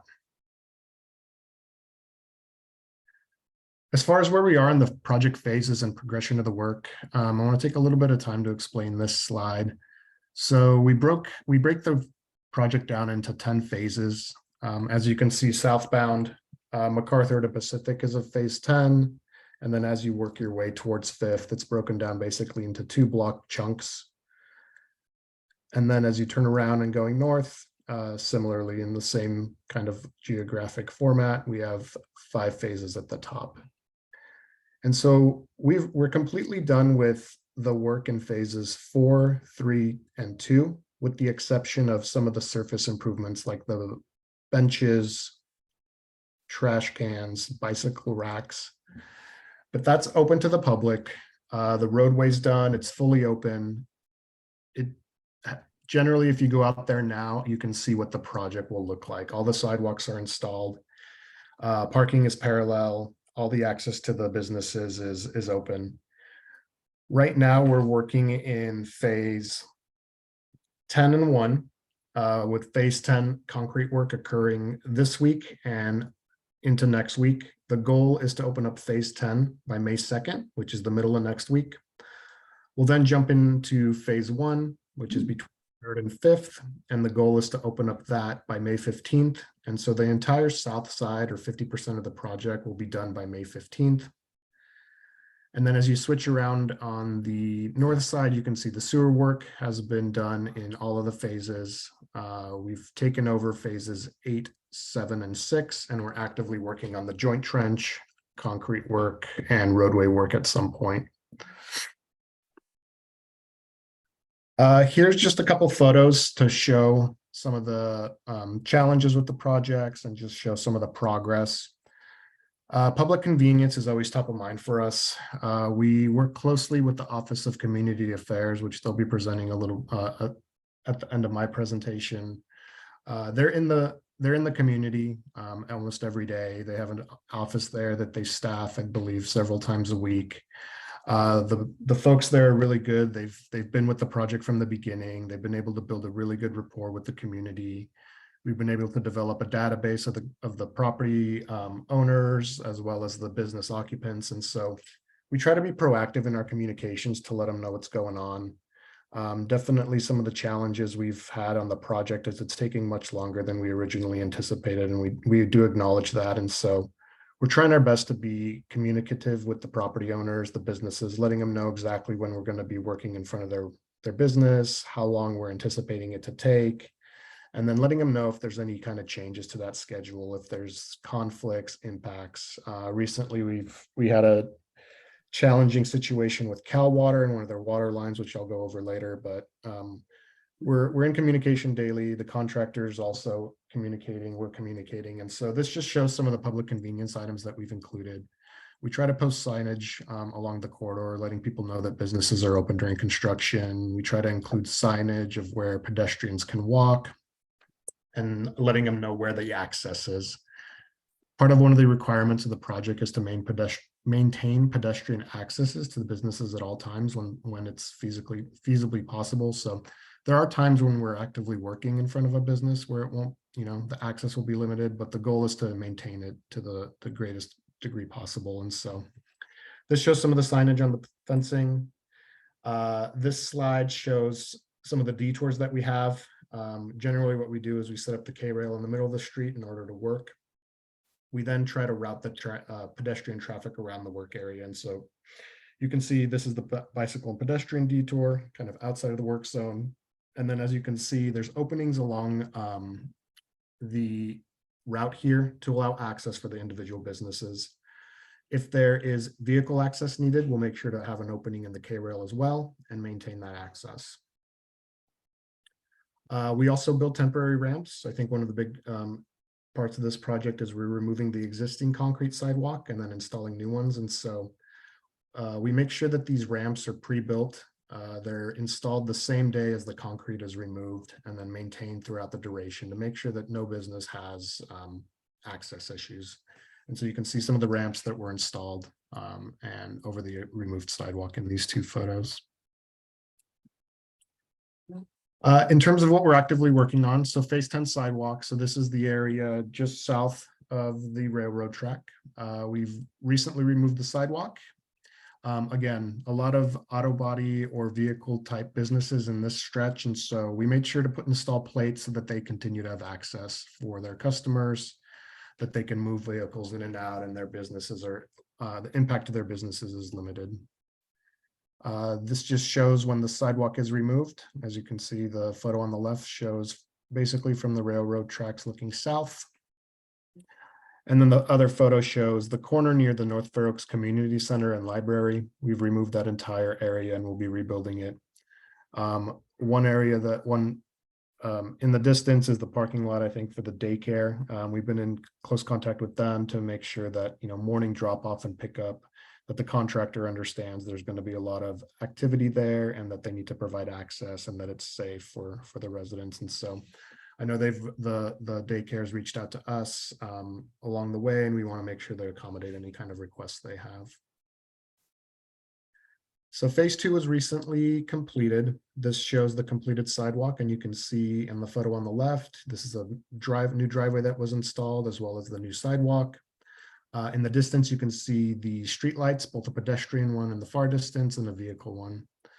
And then on the right, when we do sidewalk work, we have to remove a little bit of extra on either side to install formwork. And so this just shows some of the conforms at the back of walk for driveways. What we do is we make sure that we go in and conform those areas with asphalt. And so this shows the crew making sure that that's nice and flat, it's filled in, and so that this business has no issues accessing their driveway once the sidewalk is complete. We're also doing a lot of roadway work. So there's areas of this project where the existing elevation of the roadway is going down anywhere from 12 to 18 inches.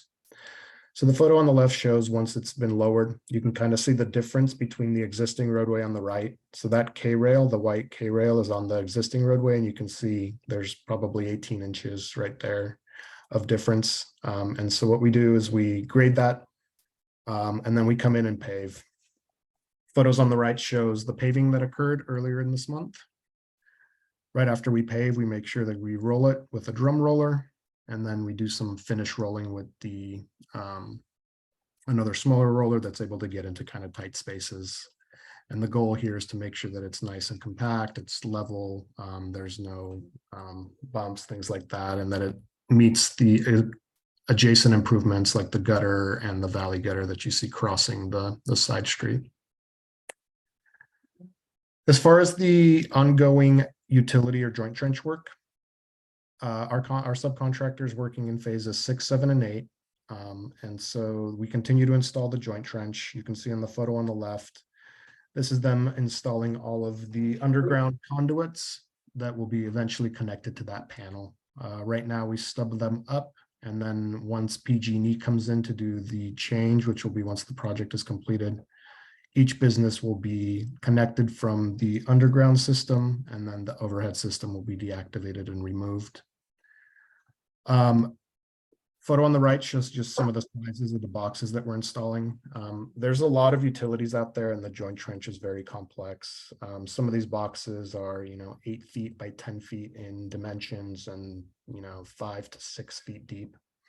So these are boxes that are installed. All the conduits go in there, and then it's kind of a central point where you're able to pull wires so that when we actually pull the conduits that goes through it, there's an ability to do that.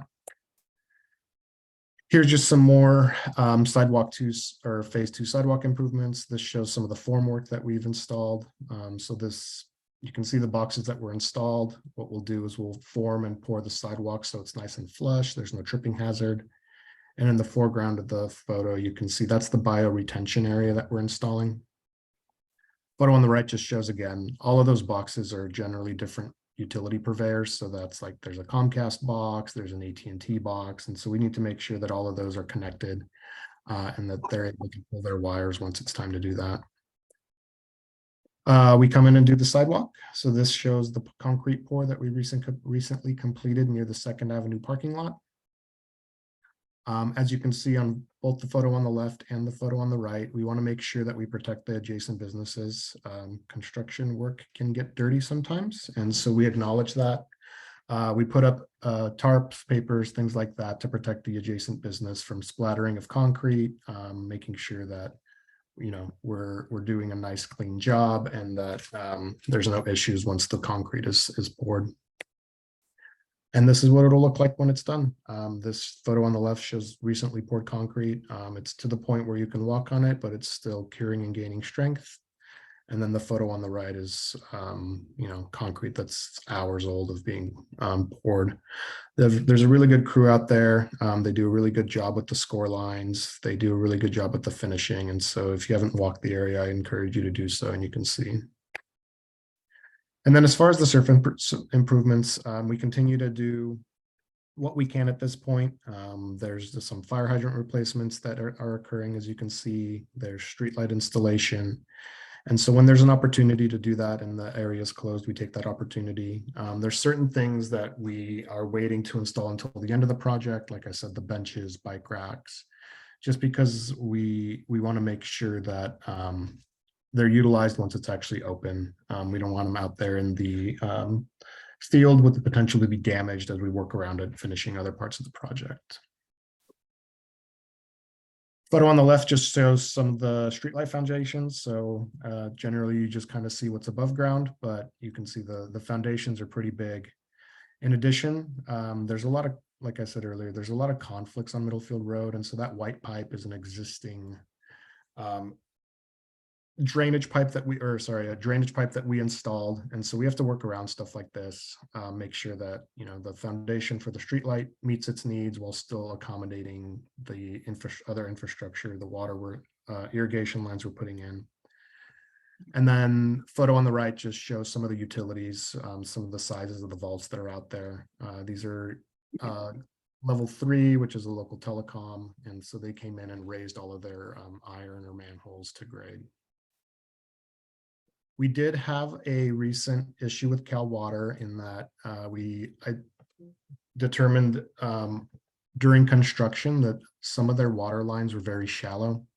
So this happened at the intersections of 3rd Avenue, 2nd Avenue, 3rd Avenue, and then 4th Avenue.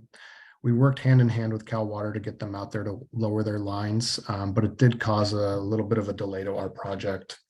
We basically gave the area to Cal Water. They went in and were able to lower their lines at the intersections of 2nd and 3rd. And then the 4th Avenue one took a little bit more time. Working on water pipes is challenging, and there's a lot more requirements, right? Both in terms of impacts to businesses as well as water quality. And so we definitely had talks with them as well as the community. There was a portion in time where Cal Water needed to close the entire Middlefield Road and detour. And so we heard, definitely some complaints from the community, both from the businesses and the residents. We try to limit the amount of detours into the side streets and neighborhoods. At one point, We made sure to modify the way we handle traffic to allow buses to continue to have access through the corridor, as they were having a hard time getting through some of the neighborhoods. But this just shows the size of the water line. It's pretty big. It's an 8-inch line, and so it's one of the main ones that feeds Middlefield. And so this shows the work getting installed. The size of the trenches, as you can see, they went much deeper, which is the standard.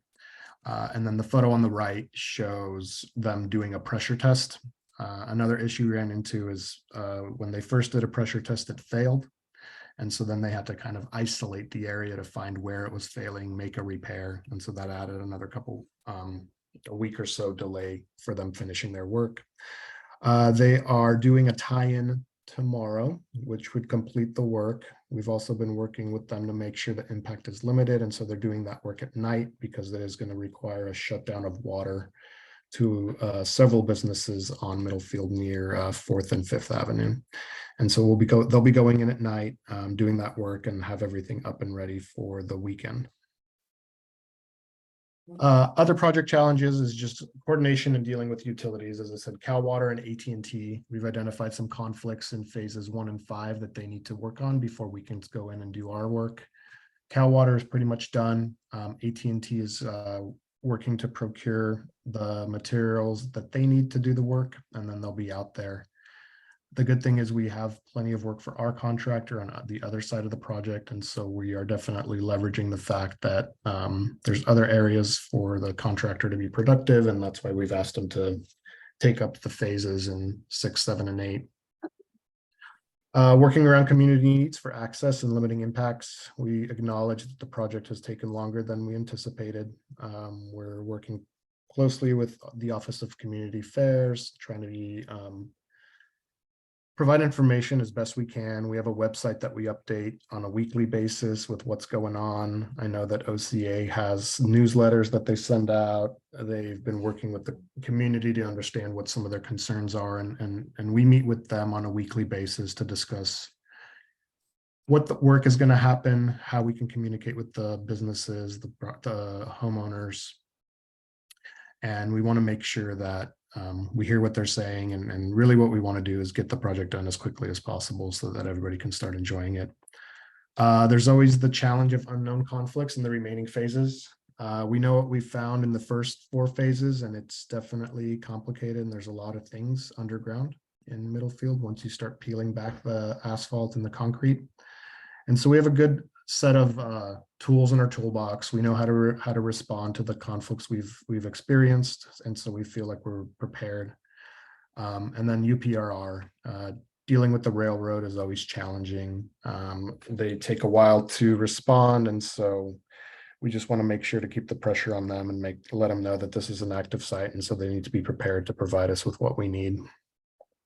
Areas or ways that we try to get ahead of these challenges is we're proactive in trying to identify the biggest risks in the remaining phases.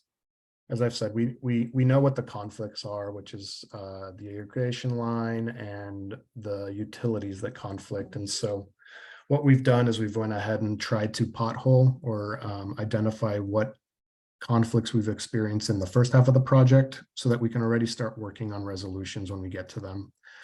And then we have a different approach with our contractor now, in that we're allowing them to take up more area and work, and we're continuing to build that relationship with our contractor so that we can work hand in hand in resolving any kind of conflicts that arise. As always, we want to just make sure and let people know, if you can pass this on to your neighbors, your friends, family. Slow for the cone zone. Middlefield is an active construction zone. We're changing the configuration frequently as we move from phase to phase. And so just be aware, we try to be good with the signage and making sure that people understand what the new configuration is, but definitely just take it slow when you see a construction zone. There's stop signs at all the intersections now on Middlefield, so please obey the stop signs. We've definitely had issues with people running stop signs, things like that. And then again, thank you for your patience, for the communications as we work to complete the project. If you guys want to stay up to date, mittlefieldroad.org is the best source. As I said, we work to update that on a weekly basis. If you have questions or comments, you can give the construction team a call or shoot them an email with that information there.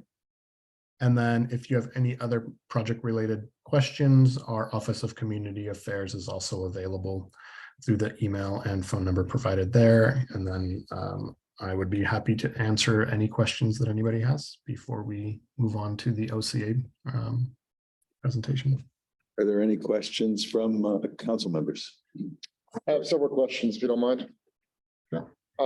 You mentioned the mid-May roughly is 50% completion time for the project. Do you have an ETA for the full completion? Maybe Yeah. I missed it. It was, right now, we're estimating November of this year for the full completion. Okay. You also mentioned that there are challenges with water line roads between Second, Third, and Fourth Avenue were shut down for quite a bit of time. I've got a business there that I think it was about a month at least we were shut down. Do you anticipate any more road closures that are complete road closures? Because it's killing our business and we're way behind schedule and like we're struggling to operate there.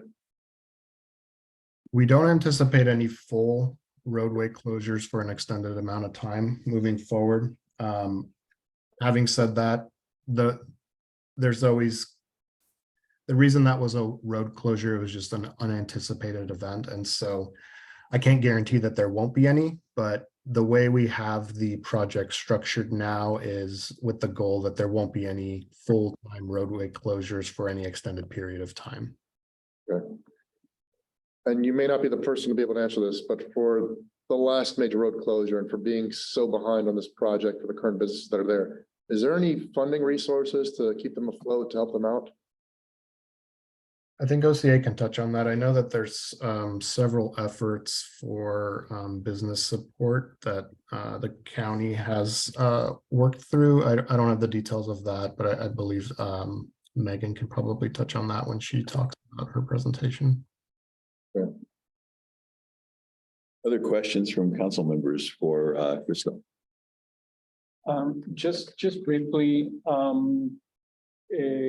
you mentioned that some amenities are not going to be implemented until the very end, but you didn't mention the trees. And considering that those take a little while to grow, I'm wondering when are you thinking about putting those in the ground? Yeah, the trees are probably going to be one of the last things that go in. Okay. And the reason for that is we don't have the irrigation line fully installed and activated. And so it's really a maintenance type decision. We want to make sure that when they're installed, we have the infrastructure in to be able to water them, especially in the establishment period. And so that will likely be one of the last things that go in. Any other questions from council members? George? One more question about power. We had adopted this beautification plan and putting everything underground before California had the mandate for having cars be all electric. Have we upgrading the power infrastructure as well? Or are we just putting everything underground, same capacity? It's the same capacity, but it should be, I mean, I can't speak for PG&E, but the way I understand it, there should be plenty of juice to be able to install like car chargers, if that's where you're kind of asking or heading with that question. We're not installing any kind of chargers as part of this project, but there should be plenty of power available in the joint trench to be able to do that on a kind of case-by-case basis. You might just have to upgrade your panel. Okay, thank you. Other questions from council members? If I may, I know there was a couple of incidents there with Samtrans buses and some of the cones and plastic barriers. And I know you mentioned your contractors are doing the best they can with the configuration. But has that been taken into account, the fact that Middlefield Road does see quite a bit of heavy traffic, whether it's Samtrans buses or other heavy trucks coming in through the business to the businesses in the community? Are you asking about the kind of temporary configuration Yes. or? Yes. Yeah, yeah, we definitely try to take into account larger vehicles and making sure that they have access both for like deliveries for the businesses. I think that's a big thing that's top of mind. And so the contractors working with individual businesses to understand their delivery schedules and then being able to allow them access through the K-rail. And to the Samtrans point, I think it was something we found out once the full roadway closure was installed. You know, definitely they're having a challenging time going through the local side streets. And so we made sure that they're allowed full access through the corridor. And the current configuration should be is done in a way that large vehicles should be able to pass through with no issues. Okay, thanks. I have one more question. Now that Megan's back online. Previous question that I had before about funding, supporting the additional the businesses that are there, considering this project's taking so long and there's been several road closures already. Is there any funding that the county's providing to help them out? Megan, I can answer that. Okay, This is great. Emma Gonzalez with the Office of Community Affairs. Hi, George. Hi. I think we've touched on this before, and really right now, the only funding that has gone out to the North Fair Oaks businesses are those that have been impacted by COVID, is COVID related through our ARPA funds. And 1.25 went out to multiple businesses, and that period closed in December. There are eligibility requirements, and so, you know, again, 100 plus businesses received up to $10,000 in grants if they were eligible and they were impacted by COVID and, you know, those criterias. Well, that was COVID, but they're impacted by the road closures now and the construction being significantly behind. Right. Is there anything being done for that? We do not have that. We only have those impacted by COVID. And that traditionally is what we have right now. That's the only thing that's been available. Is there any way we can go in search of that, some sort of grant? I know George's business, I know another business closer to the Edison, a Connoisseur Coffee, and pulled up there one day to pick up coffee for my business. And he's desperate. I mean, you can't park there, you can't grab stuff there. Sometimes this doesn't make sense to a lot of people, but as a small business owner, a deficit of $200 could mean your day. And so you have your business closed or you can't get to it at lunch hour. The other thing is, as a suggestion, is maybe we should be doing more to promote those businesses in terms of, you know, the restaurants are still open, you know, get people to order, you know, lunches for groups or something, but I know they're hurting. And as a small business owner, is $200 can make or break your day and your payroll and everything else. So it's a desperate time. Yeah, thank you for that feedback, and I'll definitely take it back. And we have been exploring, but unfortunately we haven't been able to, there hasn't been stuff available, but I'll definitely take it back. The other thing is, I think Megan will be able to provide some updates on the outreach, and very specifically, we do promote which businesses are open, especially when they're the construction is going on, right? That is part of our outreach, and Megan's going to be able to share that as well. There are no other questions. Why don't we go ahead with Megan's portion of the presentation then? Great. Let me share my screen.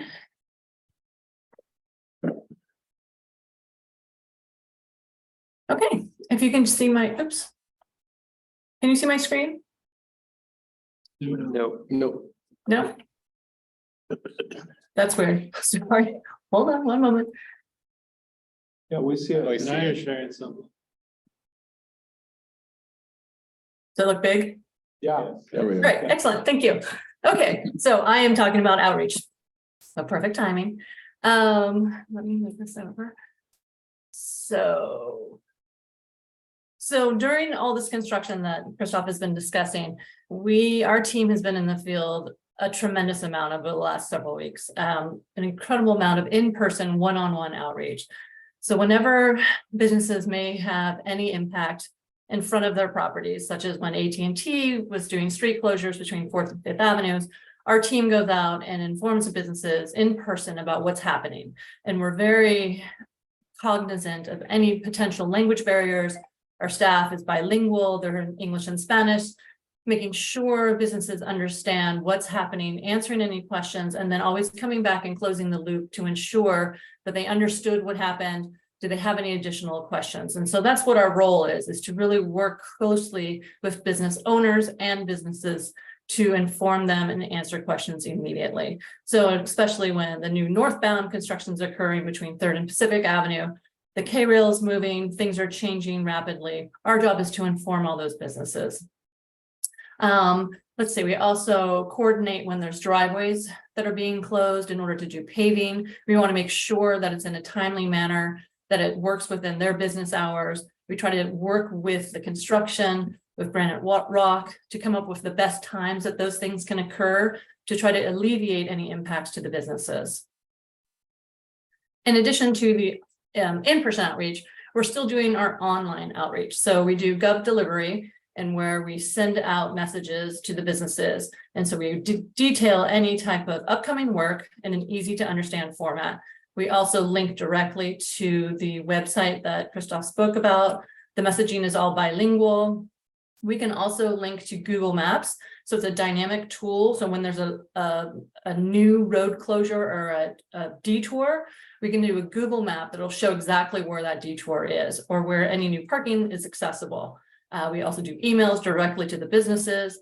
If Cal Water or AT&T work is going to be happening, we can immediately deliver that information out to the businesses. We're continuing with our social media ads, which is promoting the Middlefield businesses. And we do that on North Fair Oaks Forward website. We have a Facebook page. We also have Instagram, which we can promote businesses saying shop local, go to Middlefield Road. And we found that those ones that we do in Spanish are very successful and they have a really high click-through rate. And as well as our printed resources, we continue to advertise in La Bamba monthly, which has a distribution of 30,000 magazines per month. We also have our 3 billboards now that are on Pacific, 3rd Avenue, and 5th Avenue.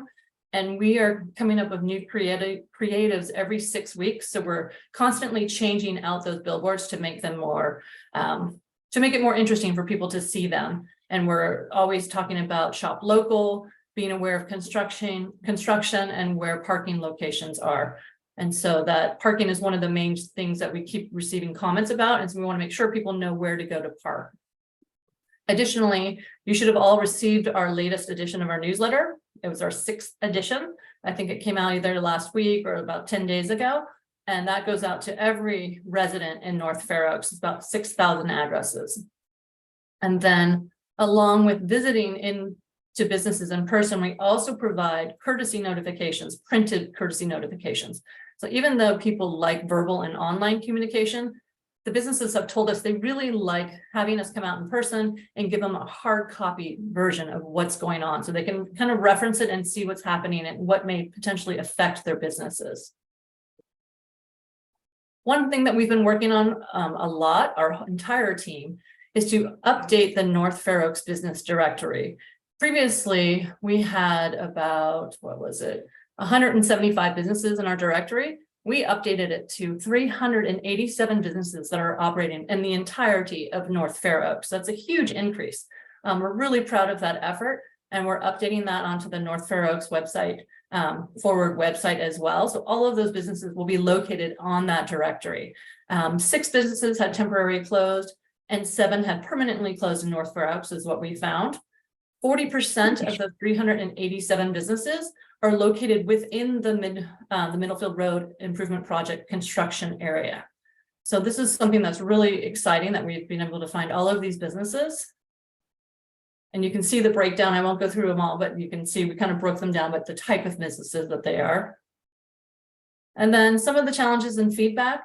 We have actually been getting some good positive feedback from the public. They're noticeably improved the look and the beauty of the Middlefield corridor now that the sidewalks are open. They're wider, there's better pedestrian mobility. It looks better. So it's really nice to get this positive feedback.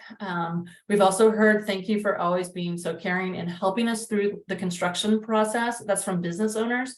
I think that us being in the field, the team being in the field has made a real difference. And so they're thankful for the immediate response that have been able to give them. And of course, we are still hearing about the duration of the project is difficult. The closure of the streets is also difficult. So we're doing our best to be out there and to give the answers and the information that the people want.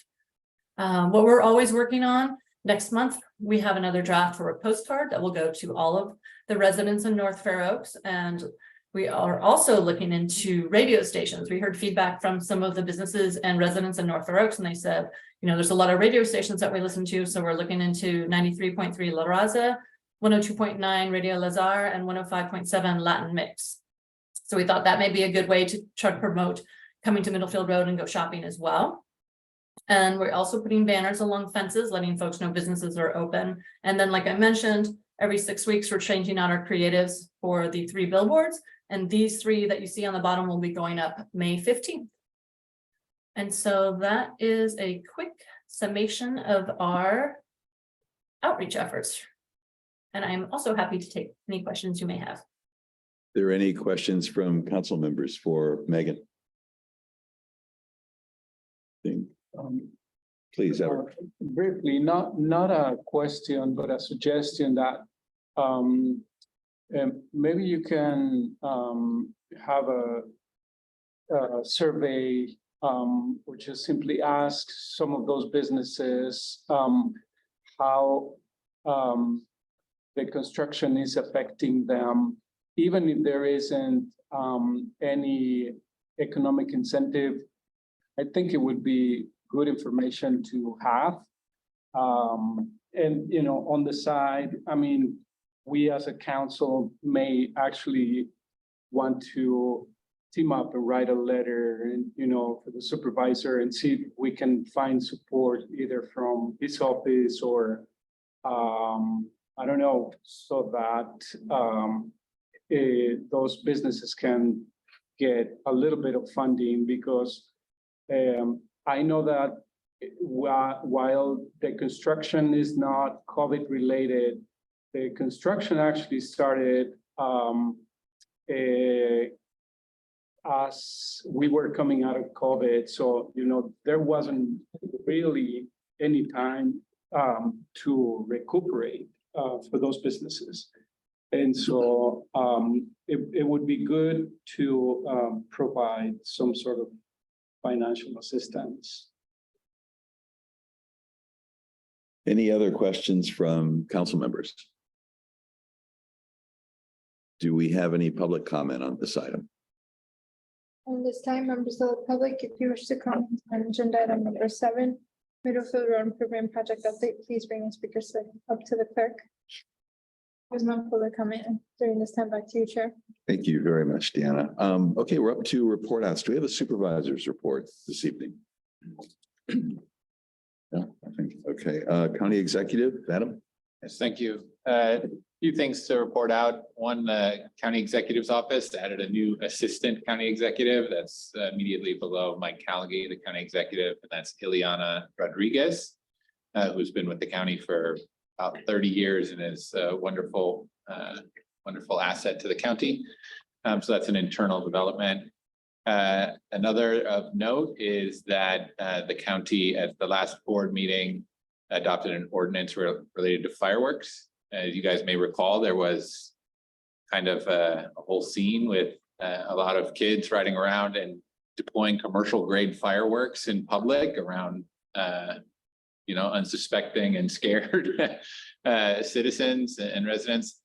And at least for the unincorporated areas, the county passed an ordinance to try to address that, including addressing the phenomenon of it's sort of hard to figure out who is deploying those fireworks, though those who are standing by watching also could potentially be subject to some enforcement actions in an effort to make everybody more safe. The county a couple of weeks ago did do a ribbon cutting on the new Navigation Center project at Maple Street, which is a project that will ultimately, hopefully, play a major role in moving the county closer to functional zero homelessness. Redwood City in the immediate area was an area where the homelessness was more highly concentrated. And so having that in the immediate vicinity with a certain number of beds actually specifically for Redwood City is going to be a real benefit. And that's looking to open in May. The project was completed in sort of a record time frame in about a year. There's an update that perhaps Emma can give with regards to the North Fair Oaks Economic and Employment Center. If you don't mind. Yeah, no worries. So the update is the North Fair Oaks Economic and Employment Center. We've been meeting very closely and working very closely with Job Train and Renaissance. Renaissance currently has a course that's going to graduate next month, May 20th. We'll keep you posted on when that graduation ceremony is, and it's for small business entrepreneurships for North Fair Oaks and Redwood City residents. But the center will open and begin the collateral and I would say outreach is scheduled to begin mid-May. They're now finished their hiring. And so they were happy to report today that they're finished their hiring, ready to go and launch. They all agreed and approved a logo and so marketing and a marketing plan and outreach plan is scheduled, and they're reviewing that and finalizing that, and with the goal to start mid-May. So more to come, and we'll definitely share that collateral with the council as soon as we have that available. Thanks, Emma. And then just last, I just wanted to recognize, looks like Christoph is off, but Ann Stillman is still on. The hard work that they're putting into that Middlefield Road project, which is incredibly complex. And as he mentioned, has to sort of bear up against the storms and a lot of unanticipated conditions.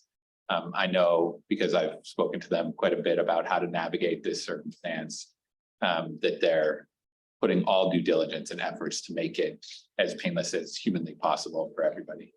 And to ultimately have a great asset for the community in the final rendering.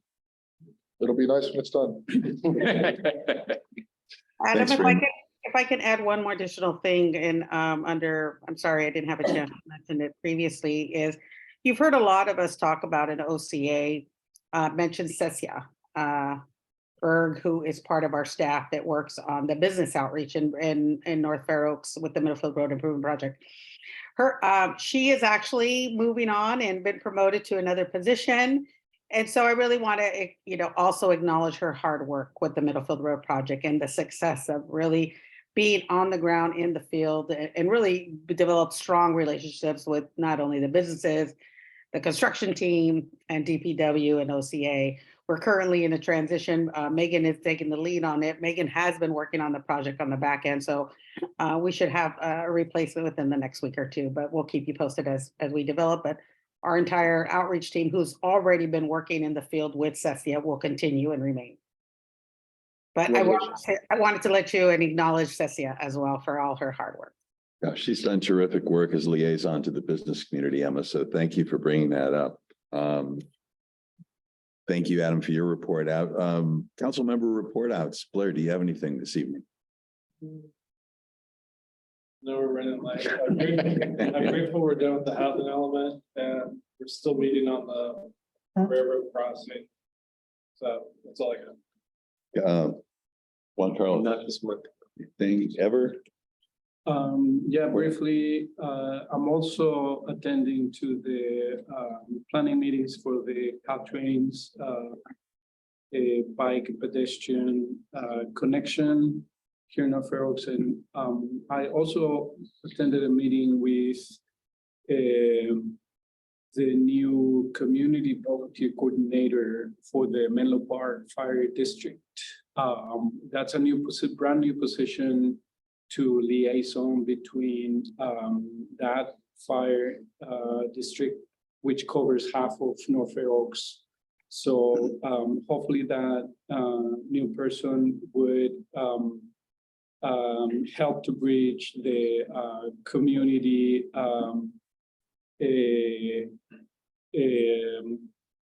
emergency and disaster preparedness plans from the various cities that fire district covers, including Atherton, Menlo Park, and North Oaks.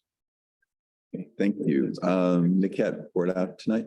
I had one item from our last meeting.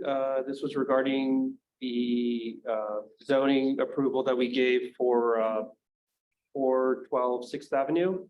As part of the presentation, I think there's some misrepresentation on the trees and some of the facts. I had spoken with some neighbors purely by chance after. Turns out there were several unpermitted tree removals on that property before they submitted the plan. And then there's some thoughts around the state of the redwood and how it went from a very healthy tree to dead in a couple weeks. So there were some concerns around that as well.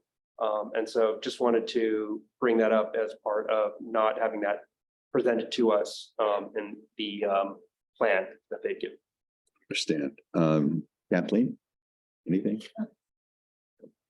George? Nothing. Yeah, my only report out is that we do have vacancies on the council, one for a regular member, one for a student member, and one for alternate student member. If you know of candidates, the application deadline is June 2nd. And with that, I'd like to thank our presenters for this evening. As always, thanks to county staff, Emma, Kenny, Deanna, Jennifer, Adam, and Tim for their support. Our next council meeting is going to be a study session on May 18th. It's focused on the housing element. We actually received feedback from the state. I saw it just this afternoon. So revisions are going to be required to the housing element for the unincorporated area. This is really going to be an outstanding opportunity to get more public input to the changes and updates that the state is recommending. There's a lot there. It's 16 pages. So it's an opportunity for outreach for the public to come in and make their contributions to what they'd like to see for housing coming up in the next 8 years. So I encourage all of us to go out and do some outreach on that. Can you repeat the date of the meeting? It is the 18th. It's the third Thursday of the month. It'll be here, just to confirm. I believe it'll be here. Deanna, is that correct? Yes. Okay. With that, I'll entertain a motion to adjourn. I'll make a motion to adjourn. Have a second? All in favor? Aye. Anyone opposed? Thank you, everyone. We ran late this